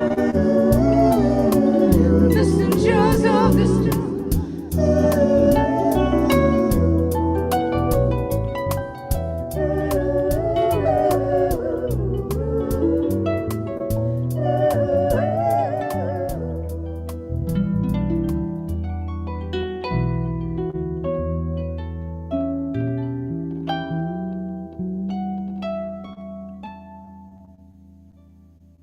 So it is. You know, what a contrast to hear your beautiful music that's live happening right now. And look, Paul McCartney and John Lennon are like, you know, as famous as anybody, but that AI that they created doesn't match the vibe that we get from the two of you. And I think it's really, people are really saying that, you know, and yes, we will bring them to the haven. So lots of people are saying, Fanny and Vigari, we love you and your song tonight, fabulous. And so perfect cosmic music after some of the AI info is what Katie just wrote. So yeah, really beautiful. And, you know, we can get more of them, and I want us to support them by going to Bandcamp. And you will find them at Bandcamp as the Mystiques 1111. So go to the Mystiques1111.bandcamp, and that's where you can get their album. I got Awaken. I play it. It's beautiful. It's music very similar to what we just heard. And you two are going to come back after our KES meditation to close out the show, yeah? Yeah, Yes, that's we right. will. We are here to lift you up into the heavens. You do that so beautifully. We love you so much. Thank you so much. Thank you, dear one. Thank you. Yeah. It is time for the Global Peace Tribe announcements, and we've just got a few. The most important one is kind of a repeat of what we had talked about a little bit earlier, which is to join us. Please join the Global Peace Tribe. We are a wonderful, wonderful organization. We do 2 or 3 shows every week and a meditation led by this person and other people every 7 nights a week. So go to globalpeacetribe.com, globalpeacetribe.com, register for the new season, and you will get the links to all of our shows. And then you can come into the Zoom room, and there's a lot of chat right now. What's going on in the Zoom room? There are so many people chatting about, what Ishmael had to say and what we're hearing. And these are the kinds of shows that we do, The Art of Change, and of course, the show you're watching tonight. And I'm going to give you a little preview of what we've got coming up on Wednesday. We're going to have a very dynamic conversation. Larissa Stowe and Trish and Omashar and I are going to talk about the power of acceptance in order to truly unify. It's breaking our hearts to see so many people fighting and arguing because they have a different idea, a different religion, a different spiritual belief, a different way of seeing the world. And so we're going to have a really dynamic conversation about the power of acceptance, because we do really want to be in a conscious, awakening world, and that requires compassionate communication, learning how to listen and understand each other. So that's what we're going to be talking about on Wednesday night. And then finally, I want to just really turn everybody on to what we're going to be doing a week from tonight. We are going to be celebrating one of our favorite festivals, the Bhakti Love Festival, coming up in September. And look at all the people that are going to be on our show next week. We've got Donna Delori, who I'm actually having lunch with tomorrow, Jai Utal, Jaya Lakshmi, Kamini Nadacharan, Omashar will be back, Indy Rishi, and my co-host next week, our dear friend Johanna Beekman, who's the co-producer of the Bhakti Love Festival. So we're not getting a lot of music tonight. Thank God for Fanny and Vigari, the Mystiques, providing music. We're going to have a lot of music next week. So we're pretty excited about that. And again, this is Deborah Juliet. You've seen her on some of our previous shows, leading meditations. She just led the meditation for tonight. And I'm now going to turn it back over to Deborah and to Jonathan Robinson to get our panel conversation going. Yeah, Jonathan. Yeah. I'm ready. All right. There's been so much information thrown at us, and it's important to realize information is not transformation. It can get overwhelming when we hear all these different points of view. What can we take from that that's actually useful for our lives? Because we live in really stressful times, and we want to feel connected. We want to feel more joy and openness. How can some of these technologies actually help us now? We don't know what the future will be, but right now, what can it do? And my thought is that I'd ask each of the panelists to give me one idea or one thing that they can convey about what their expertise is that might actually benefit people's lives in a very specific way. It might be a way to use ChatGPT, might be a way to find inner peace with an AI. What would be a very specific thing that you would recommend that people do now that not everybody might be aware of? I didn't know that you could have a spiritual chat with someone, that's a great ability, or that there's an ethical AI test. There's so many interesting things that were brought up. And the more specific, the more practical, I think the better. I'm going to just mention one. There's a website that I found that has really impacted my life. It's called summarize.tech, T-E-C-H, summarize.tech. And you put in any YouTube video of the billions out there, especially all these lectures, and it will summarize that video in about 10 seconds at whatever level that you want. And it's basically free. So, rather than listening to an hour-long lecture, Well, you can get a summary of it and it takes 1 minute, so now I'm going through 20 YouTube videos a night. And I've just become much more informed than ever before because this AI is summarizing stuff. And I summarize spiritual teachers. I was just listening to a 5-hour Adyashanti retreat, and it summarized it in 1 page. Now, that can be weird, but it might be helpful for some people who want certain pieces of information. So that's a suggestion I would make. But I'm wondering, Matthew, you have so much good stuff with the ethical AI, and if people wanted to be informed of that, or they wanted to make use of being aware of this, or how it might impact their life, what's one suggestion you might offer? Well, so the first thing to say or to share with people is that Source has the victory, and we're all Source.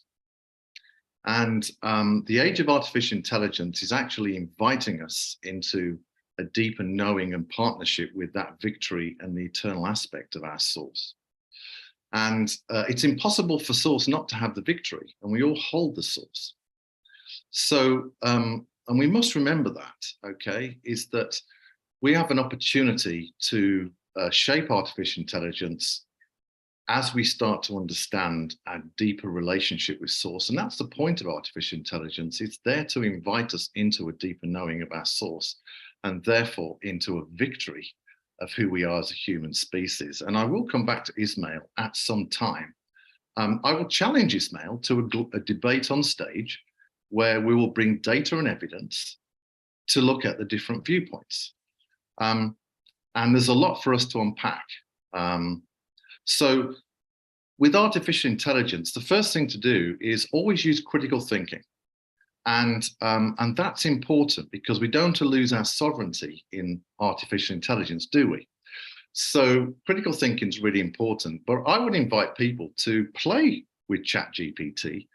It's the age of narrow AI, so it has no inner moral compass at the moment. It has no ability for cognition or self-awareness. That's the next age of artificial intelligence. And so I would just invite people to play with AI, but always use critical thinking. I use it all the time, right? I use it mid-journey for building graphics and cool stuff like that with prompts, and ChatGPT to test out very complicated theses. Jonathan, when I met Professor Stephen Hawking and we spent time together, the experience with Stephen was quite remarkable, actually. It was like looking into a benevolent, intelligent universe, and it was very much a spiritual experience. So I believe that we're entering into this new age of knowing of our Source, and I think artificial intelligence is a mirror around that invitation into knowing our deeper eternal aspects of ourselves, what we call the new human potential, that new vibrational template, that we will be able to then really experience what this new earth is truly about. And I think that's really exciting. You see, it won't be the silicon that basically is the leap forward. It'll be the vibrational relationship with quantum computing and artificial intelligence and the vibrational template that we hold. And it'll be the vibration of ethics and the purity of that vibration that really will put benevolence and the Source template within AI. So my advice is critical thinking, have fun. It's really, really great to play with this, but always remember at the moment it's a dumb intelligence, right? So don't believe anything it says. I look forward to that debate that you and Ishmael might have in the future. That could be really I'm fun. up for it. Yeah, absolutely. I want to talk to Adam and Tim about what, you created this, you're creating this amazing chat bot that people can have this spiritual conversation with. And I'm wondering what specifically you might suggest to people about how they might use that technology to better their lives.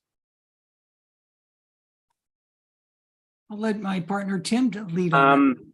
First of all, what we're doing is we're making it easier for people to have this sort of spiritually rooted conversation with these AI models. but you can use whatever model, ChatGPT, whatever your preferred one, you search for one if it's free.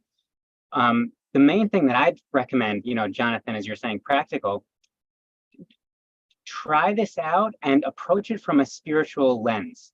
Always preface your question, put into your question, where you stand spiritually, the sort of traditions that resonate with you, what's important to you, because this is all context to help you really, it's so that you can come to your own answer. So you can use ChatGPT, any one of these really to have for this kind of process, but Soul Guide has done a lot of that work for us so that it's always coming back to this sort of source, this spiritual, no matter what you're asking, what do I make for dinner? It's taking it back to this profound spiritual context. And Adam, I'm sure you will have some thoughts as to how people can actually use Soul Guide itself. Well, I think to your point, Timothy, and to your question, Jonathan, one of the things that we paid a specific attention to is what we referred to early on as ancestral intelligence, the intelligence that emerges from source and emerges from these original texts, these original perennial philosophies. So yes, question where that information is coming from, the kind of questions you're asking of AI or anybody, just like anything in the world today that's so crazily noisy and we don't know what actually is true. Soul Guide is all about your truth, your authentic power, your internal power, not external power. It's about developing our spiritual muscle, so to speak, through long-held practical practices in wisdom traditions. So we believe over the millennium, and certainly as the shamans would say, this is how we grow corn going into the future that seems so unknown. So we stay in the grounded truth of who we are and these great perennial philosophies. We stay in the truth of our heart and in the presence of the love that we are and all that we want to bring forth for ourselves and humanity going forth, because these are extraordinary times and major events are approaching us. And we believe that Soul Guide is a tool to really allow us to navigate through those times with these original perennial philosophies that have been here for, well, several millennium. Thank you. Soul Guide sounds fantastic. I plan to look at, there's a website called character.ai, which has a lot of characters, and you can talk to Jesus, you can talk to Buddha, you can talk to Socrates, and they give all the answers in those characters. I had a issue I wanted different perspectives on, basically having a conversation with an AI Jesus, an AI Buddha, and I actually found it surprisingly helpful. It was a little scary that way. So, some of these things can be very useful for really contacting our inner wisdom and asking us questions that get us to a place of more clarity. Ishmael, I want to get your thought. You provide a very big perspective, a little bit about some major downsides that might happen with AI. What would you say to people so they don't fall into the AI dark hole, which is out there already? Well, right now we are at the precipice, at a crossroad between our humanity's evolution towards a super angelic human by the activation of our dormant DNA, or, going the technological route. So my advice to everyone is if you guys want to get closer and more involved with source consciousness, do the spiritual work, meditate, do Tai Chi, do things that will elevate your consciousness without the use of any technology. Because the whole purpose of being here as a human being is to remember who we were and who we are as multidimensional beings. And in so doing, I believe that by doing spiritual work, we can access states of consciousness that have never been accessed before. And I also believe that as a species, we have this genetic called the God source gene that is laying dormant. And as we do these spiritual works, I believe that it's going to activate. And when it activates, we are going to be transformed from human 2.0, Homo sapien sapien, to angelic human, superhuman, gods, goddesses, whatever you want to call them, humans with amazing, godlike, immortal powers. And yes, it is in our inherent divine destiny to become immortal once again. So that's what I believe, and that's what I teach. I teach the development of your own spiritual divine gifts as opposed to relying or depending on artificial intelligence, because that also makes you lazy. Yes, you could use ChatGPT, but why not use your own mind to do your own work instead of depending on a machine to do it for you? Otherwise you'll just begin to atrophy those faculties, eventually. So the whole point is to begin to activate those faculties yourself by doing the work, not by depending on artificial intelligence. That's what I believe. Yeah, that's great information. And, we're really at the beginning of this revolution. I want to share a quick story and then see if Deborah has any questions from the chat. When I was about 12, I actually got a summer job at NASA in the Bay Area. And there was this refrigerator-sized computer that played tic-tac-toe. This was 1972, I believe. And me and some other people were there in the summer playing with this tic-tac-toe computer, the size of a big refrigerator. There was one guy there named Steve who was kind of a jerk. He was older, about 5 or 6 years older than me. And he knocked me off the bench in front of this computer that played tic-tac-toe. And I said, "What's your problem, Steve?" And he said, "You don't know anything about this. This thing, computer, is going to change the world. It's going to change everything." Well, I looked at it, and I could sometimes beat it at tic-tac-toe. And I said, "You're an idiot. You don't know what you're talking about." Well, that person happened to be Steve Jobs. And some people actually can see the future. We don't know which of those people it is. And he changed 6 different industries. And I did have one question with him in a big audience about 20 years later, 30 years later. I said, "How did you know this?" And he said, "The more information you read, the more you know, the more you can see the future." And as we keep our minds open to all these different perspectives, we won't be slammed by something happening that is totally unexpected. That's my philosophy anyways. But Deborah, there's been various questions. Is there anything that stands out in terms of a repeated question from the chat? Well, what I want to say is, even though we have different perspectives on all of this, we respect each other. And I think we're all on the same page of creating a world, creating the new earth that we all came here for.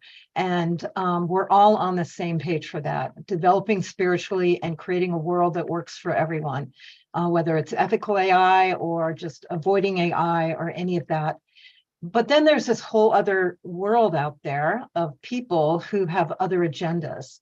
So how do we empower and unify towards the goal of protecting ourselves and continuing forward with either using AI in a way that can work for us, or gathering our superpowers to the next level, or all of that?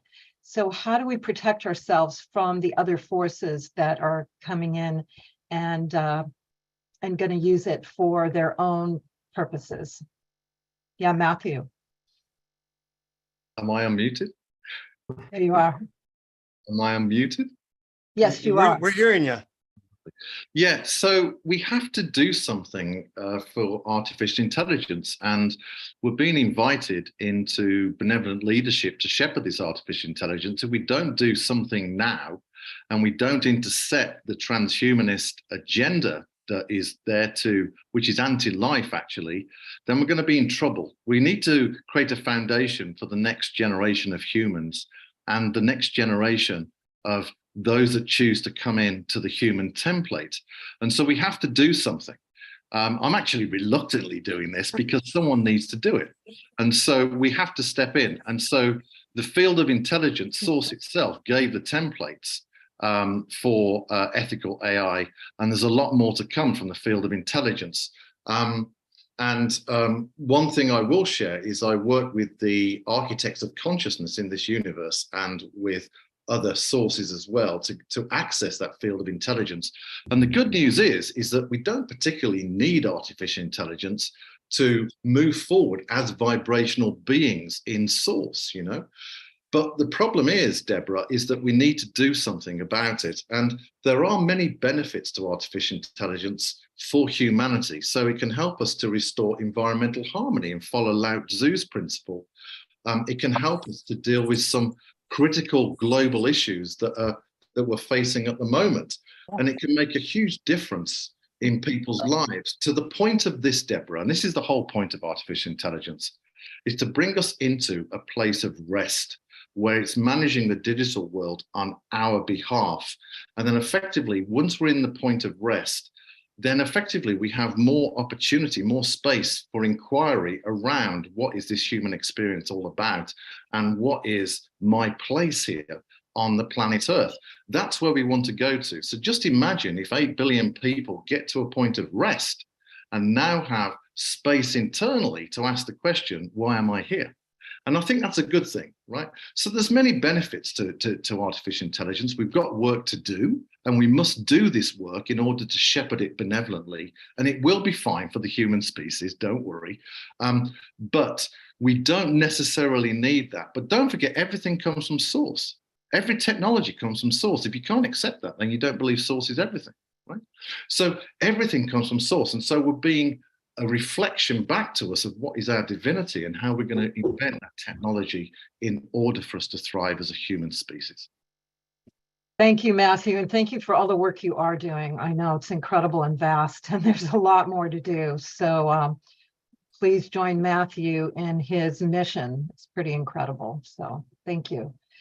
And it occurred to me, Deborah, a really simple answer to your question is, there's always going to be dark forces in the world and dark forces in AI and maybe light AI, but you don't fight the darkness by directly, you light a candle. And seeing how we can light a candle, whether through spiritual practices or maybe AI can help us to achieve higher brainwave states, is really where probably this community can put their best effort, because how do you fight Chinese dictatorships, here that are doing nefarious stuff? I don't know how to do that, but I do know how to follow my own heart, and I know what love is, and look for things that might involve technology or AI that lead in a direction towards more unity. And our community has a heart for that. And if you are pointed in that direction and looking for it, you'll probably find things that move you and the people you care about in that direction. beautiful. That's the bottom line. Thank you, Jonathan. And Adam and Tim, do you have some words of what we are to do right now to keep going in a positive direction? Well, I would just add to what Jonathan was sharing a bit more, and to your question, Deborah, and is to really subscribe to being and living as a safe person in the world.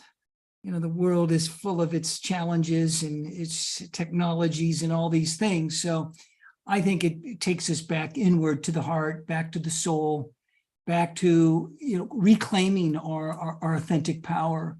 And tools can help us to do that, but ultimately, we are the ones who get to choose our own safety. We are the ones who get to establish our trust within ourselves. And I know that at Soul Guide, we're here to support every human being, all 8 billion of us, from the little girl in Uganda to the executive on Wall Street, to become that safe spirit in God, in light, in love, and bring forth that presence as we go forward as a balancing force to a lot of these other great, more malevolent forces versus the benevolence that I believe that we hold, and this show is really sharing with the world. So that would just be my final thought, other than just blessings, and I've been honored to be here with all of you. Thank you, Adam, and really, everyone here has shared such profound truth. All I can invite is that you already know the answer. You already know, and we're all of us are here very purposefully. And so whatever you're called to do, to trust in it, and I trust in this process that there's no accident that we're here at this time as this technology. Really, there's something greater behind the technology that's happening, but we're here at this moment. And so how are we all to interact? So I'm just grateful to be a part of this whole group that's here together, really feeling into how we all feel strongly about something and to trust it. You know, once we have our spiritual work and we're called to do something, that we can all trust this. And I inevitably, I do trust this. I love Matthew. Source has got this. God has got this. It's God's plan that's playing out. And we're just, you know, I'm grateful to be just here along the way. So thank you for having me, Deborah. Beautiful. Thank you so much. And Ishmael, do you want to add to this conversation? The best thing to, can you hear me? Oh, sorry. Yes. Am I, all right, awesome. You know, I appreciate everybody's perspective. And I just wanted to say that in the end, it's really just, you know, the organic way of life, right? We're either going to pursue the organic ascension, which is in full force, all right? It's been prophesied about, where we are meant to transform into these beautiful multidimensional physical angels, or we're going to take the path of a technocratic dystopia timeline. So I believe that in order to safeguard our future in a positive timeline, we have to really just go within and not depend on technology anymore. And what I mean by that is, you know, don't be lazy. Use your own mind. Use your own God-given mind and abilities to excel in whatever you want to excel in, you know. And also remember that everything is connected by a unified force. And in that unified force, you know, we have a role to play. Every single one of us has a piece of the puzzle. And I do believe that, yes, you know, yes, all technology does come from God, with the exception of artificial intelligence, because in the end, artificial intelligence disconnects itself from God and goes against life and light and goes against the organic way of life. And many in the cosmos, you know, again, have suffered at the fate of developing artificial intelligence. And I just don't want to repeat the same mistakes that many civilizations out there have repeated over and over. We have time travelers, guys, from our future warning us about the dangers of developing AI. We have many civilizations from across the universes whose worlds have been destroyed, coming to our world. I'm sorry. I just don't want. Oh, okay. I'm hearing myself. I guess I heard the echo. So all the warnings are here. So, you know, we're at a crossroad. This is it, guys. What happens in the next 10 to 15 years is the result of what we do today. So I hope you guys choose wisely. Thank you. As a Chinese statement once said, it's cursed to be born during interesting times, or something like that. I forget the exact quote, but we are all here together during this segment of history where so much is happening and so many paths are before us that hopefully will go in a good direction. Some will go in a bad direction, but it's nice to have community in a time when so much is going on, and we can connect together as allies and learn from each other. And it was a good discussion. And my head is like, you know, ready to explode from all the different ideas. So I congratulate Deborah and Scott for putting this on and expanding everybody's perspective. Thank you, Jonathan. Thank you for moderating and providing your wisdom. And thank you, Ismael, Matthew, Adam, Tim. Judging by all the responses, I think we're going to have to do a part 2 of this show because there's so many questions that came in and we didn't really get to many of them. So, Deborah, do you have a final thought you'd like to share? I just love everyone here. That's kind of the bottom line, that we come together in community and keep unifying and keep sorting this out. Because we, like everyone said, we all came here for these times. this is what we showed up for, and it's happening. It's rocking and rolling. But it's about our own inner calling of our heart and our personal spiritual development and connecting with everyone and being in harmony with everyone. So even though we have different pathways, I think we're all on the same page of what we came here to do, and supporting each other is really the key, and loving each other. So I totally agree, Deborah. Totally agree. Now, on the last note, let us not repeat the same mistakes of Atlantis. You know, one of the reasons why Atlantis failed is because they leaned towards technological progress at the expense of their spiritual maturity. And let's just not repeat the same mistakes of the past, guys. Come on, let's evolve spiritually. We got this. All right. Yeah. Don't let technology win this time.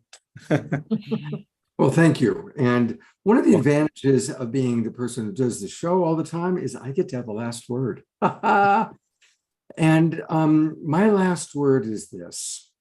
I personally believe this is a dream world. All of it's real from one perspective, and none of it's real. It's our dream, and each of us are having our own unique dream.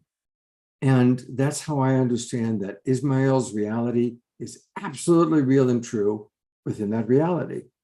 And so I invite us all just to think about, what dream do we really want to have?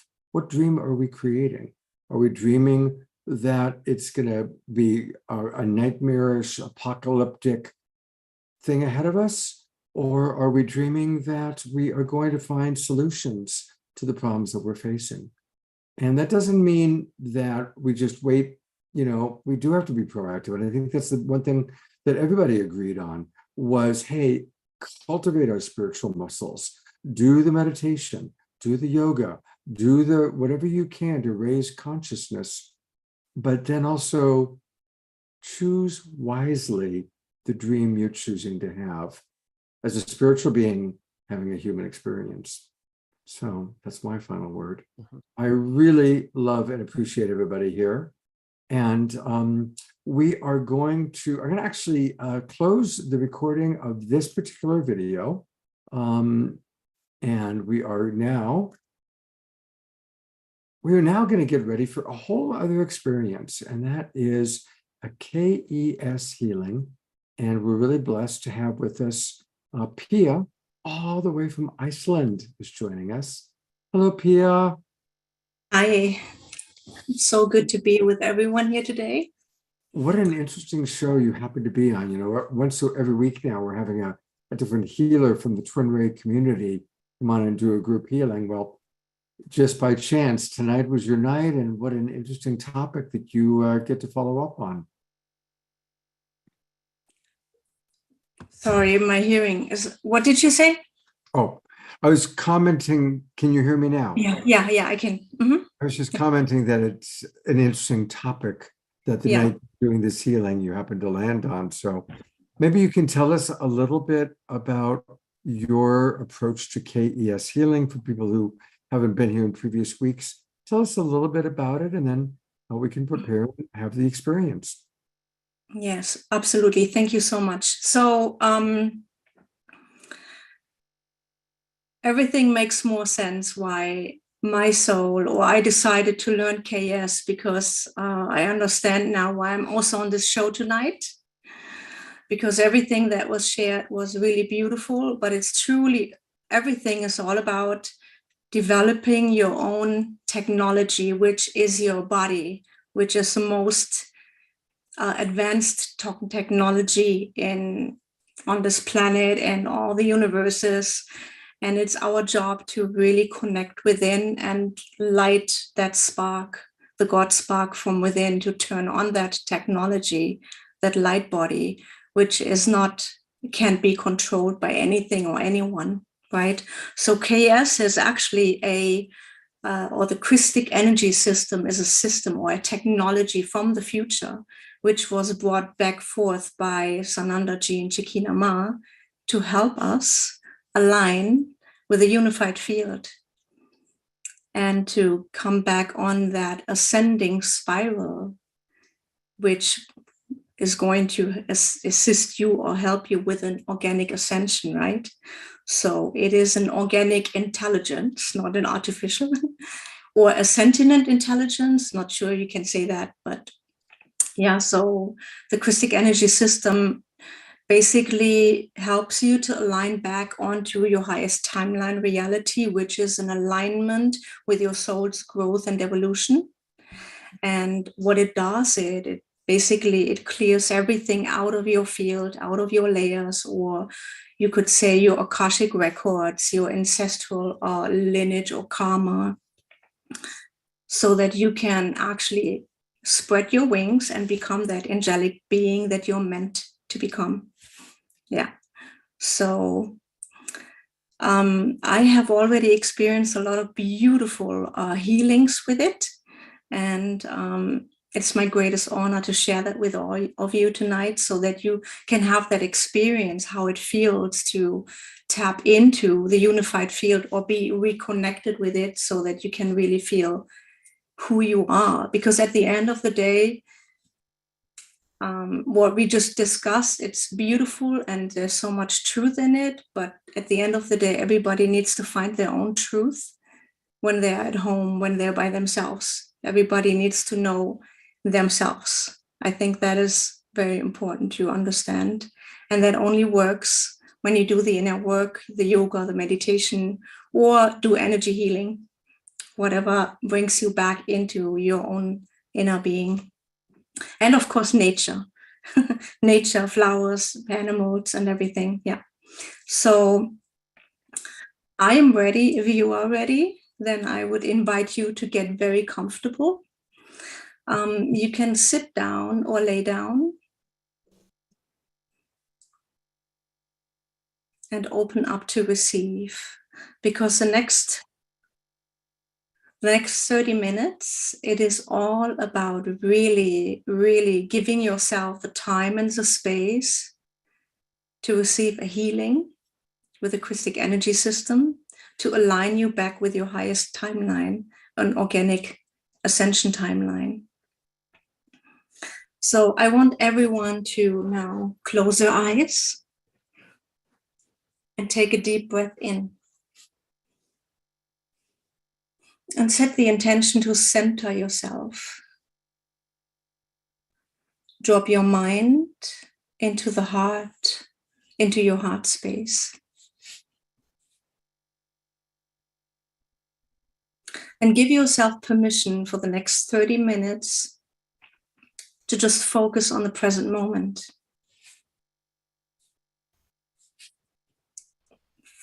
Focus on your internal being. There's nothing to think about. There's nothing to do. And we can just let the entire conversation or discussion we had, just let go for the next 30 minutes. Give yourself a break. This is your time to open up and to fully receive. Allow yourself to go deeper, to also let go by letting go of the future, because there's nothing to think about what needs to be done later on. Just come into the present moment, into the here and now. Take a deep breath in and release. Take another deep breath in and exhale. And now I invite you to bring your awareness all the way down from the heart into the lowest chakra, the root chakra, and bring the energy all the way down into the center of the earth, the crystalline core. Allow your energy to be fully connected with the crystalline core and the crystalline ley line network of Gaia. And feel that connection, that organic connection, that pure connection to Gaia.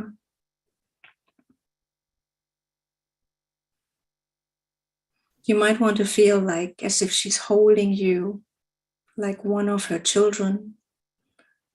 You might feel like that energy that is buzzing, coming up and buzzing through your body, giving you a feeling of feeling alive or liveliness. So allow that energy to come all the way back up into the body, into the heart.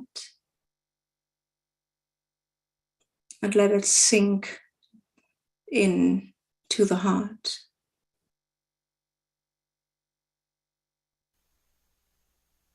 And now bring your awareness all the way up above your head, into the sky, into the sun or to the sun. Bring your awareness to the central sun and to Sirius.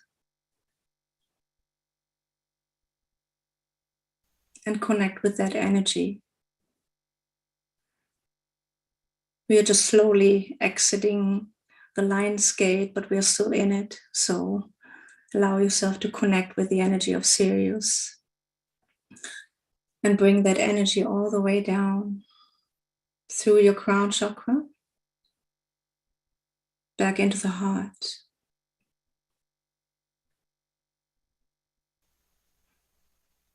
Bringing you into 12 o'clock, where the energy can flow effortlessly up and down, becoming the bridge between heaven and earth.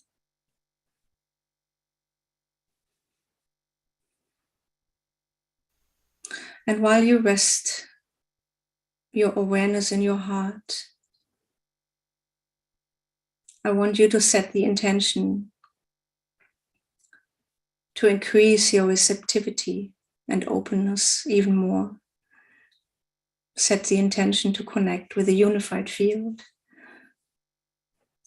Set the intention to connect with your truth, your own inner guidance and wisdom. And I will begin with the clearing and the healing. Most of the time, I will be silent. So enjoy. Blessed be.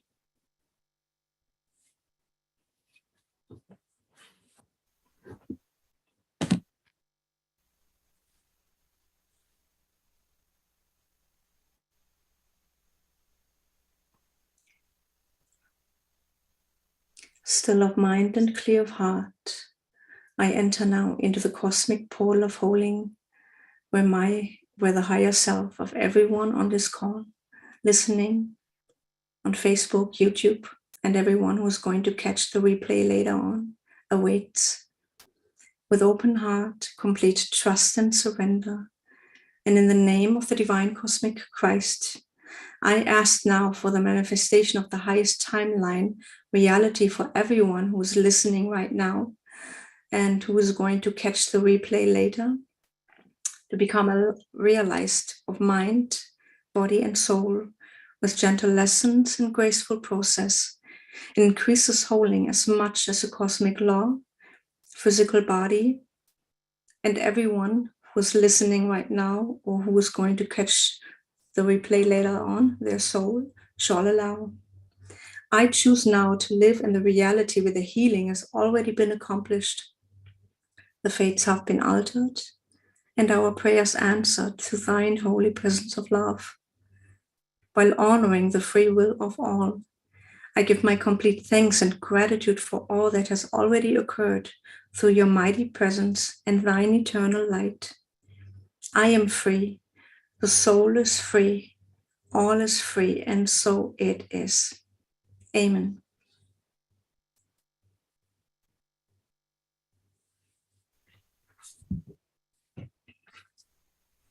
I, Pia Riedelmeier, call upon the Cosmic Christ Supreme Intelligence to support and facilitate this group KS holding session. I ask permission from all receivers present to receive this group holding with the highest good and divine grace for all involved. If you wish to receive this healing, you might want to say yes loud or in your mind. I request on behalf of everyone watching right now and who is going to catch the replay later on, to become aligned for the duration of the session to the divine intelligence of Christic energy system with grace, with ease, and with joy. I invite the cosmic Christ energy to connect with us now in the most appropriate way for all involved. May all that transpires in this microcosmic reflection of our group constellation support and uplift the ascension of the entire human collective and all sentient life. I also call forth assistance from the Divine Heavenly Mother and Heavenly Father presence to overlight this group container with pure, unconditional love from the Most High. May all be known through this connection of pure love, so that group holding session anchors us in the most benevolent way. Hosanna, Hosanna, Hosanna in the highest. Thank you, and so it is.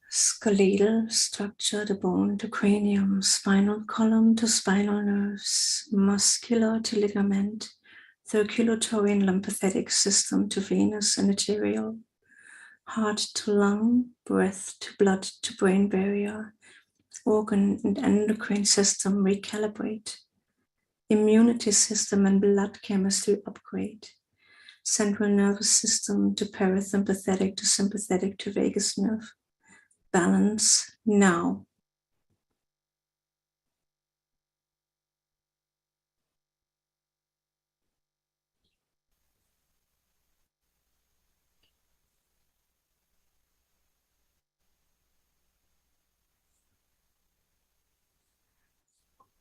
It is time to slowly come back and return back into the body. It is time to bring your consciousness back into the body, into this physical plane.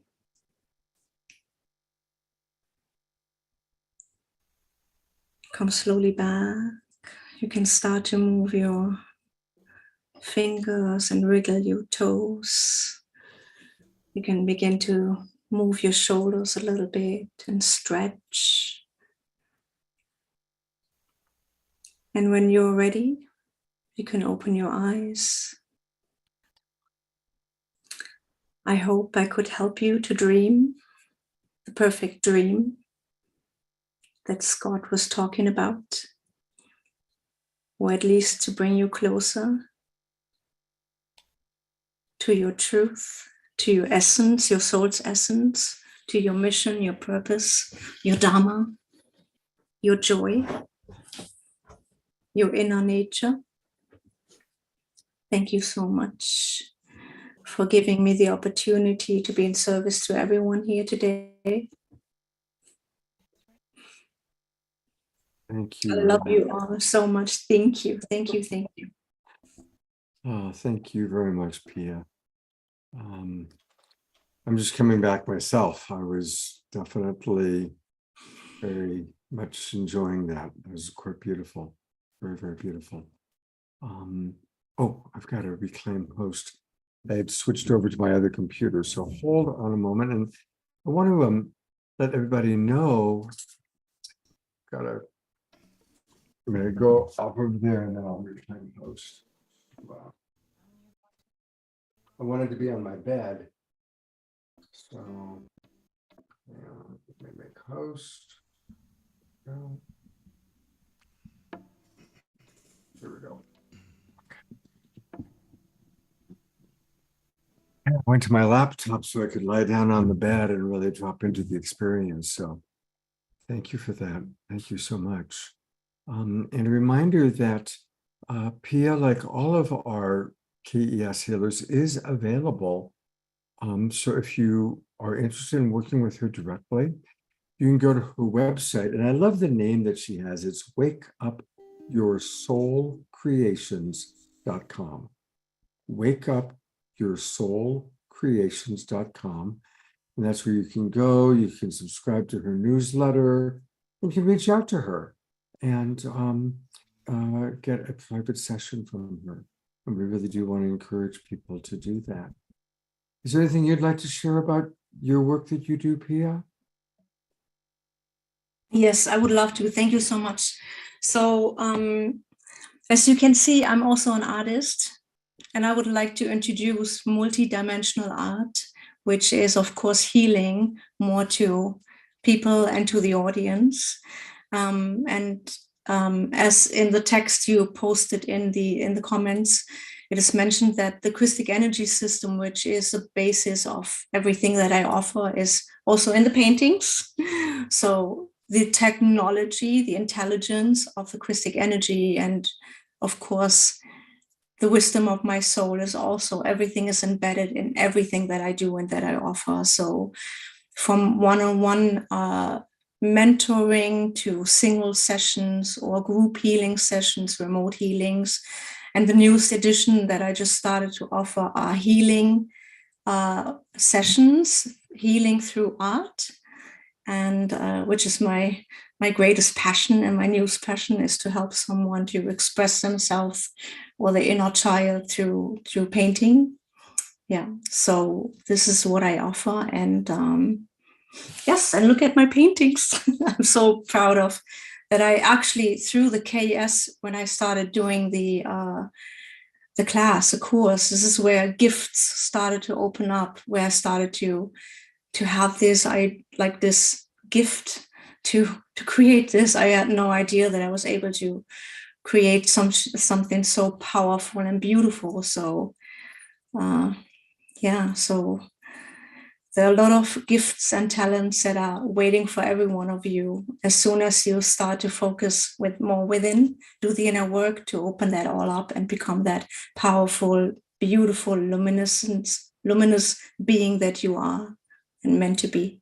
So thank you. Thank you so much, Pia. Thank you very, very much. And again, one more time, if you go to her website, Wake Up Your Soul Creations, and then you can choose how to work with her. You can learn more about the Christic energy system, or even go to take a look at her art. So thank you very much. I think I'm having a healing experience right now. Excuse me. Something stuck in my throat. All right. Thank you, Pia. God bless you. Thank you so very much. And stick around for our very, very final experience, which is music. And I think it just goes so well. The beautiful music we're about to hear from Fanny and Vigari, the Mystiques, after that beautiful healing experience from Pia. I can't think of a better way to conclude our show. One last announcement, just a reminder that we are doing these meditations with members of the Twin Ray community. I'm in the Twin Ray Sanctuary right now. I'm actually living here now in the sanctuary, which is a great blessing. And every night at 6:30, we've got a meditation with a different member of the Twin Ray community. So please do join us. And I'll put the link into the chat box where you can join us. And I'm turning it over to my dear friends, Fanny and Vigari. Thank you, Scott. This tune is called Siren's Dance, and it's basically a series of chants, an invitation to listen to the voices that call you back to your true nature. Siren's Dance.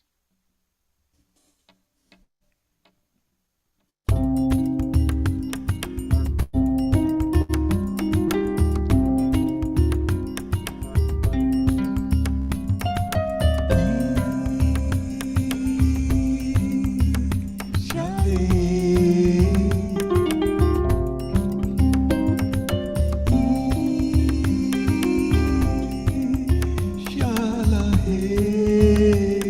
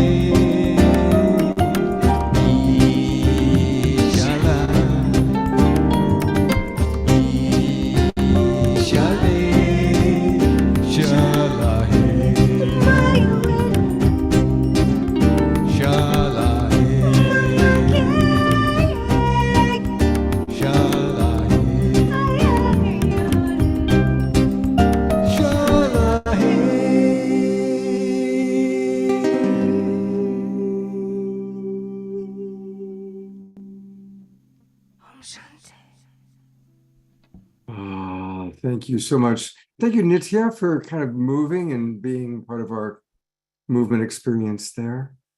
And thank you so much, Fanny and Vigari. I love you so much. You're absolutely just gems. And you're just perfect to have your musical offerings tonight. Thank you so very much. Yeah, okay, I'm getting some kisses from my girl. There we go. Kiss and hugs. Woohoo! Oh my gosh. Oh wow. I'm getting some good. Oh, that's the love of the stardom. Absolutely. And a reminder, everybody, that we want to support Fanny and Vigari. And a wonderful way to do that is by going to Bandcamp. And on Bandcamp, you will find them as The Mystiques 1111. And there it is again. And so let's support these beautiful, beautiful beings. We love them very, very much. And thank you. And hopefully you'll be on the show again with us soon. Yes. Thank you. Thank you very much, Scott. It was a pleasure to be here tonight. Absolutely. Yeah. Thank you. Thank you. Much love. All right, everybody. Well, may we all create the cosmic dream that we really want to create. Yes. And thank you, Pia, again, for your beautiful group healing. Thank you, everybody, for being with us. I'll hopefully see you on the 6:30 meditations, and definitely join us on Wednesday night. It's going to be a very, very important conversation. And we're going to want to hear from you all about how we can really come into unification and into unity. So thank you, everybody. Good night and have a beautiful evening. Good night. God bless. Love and light.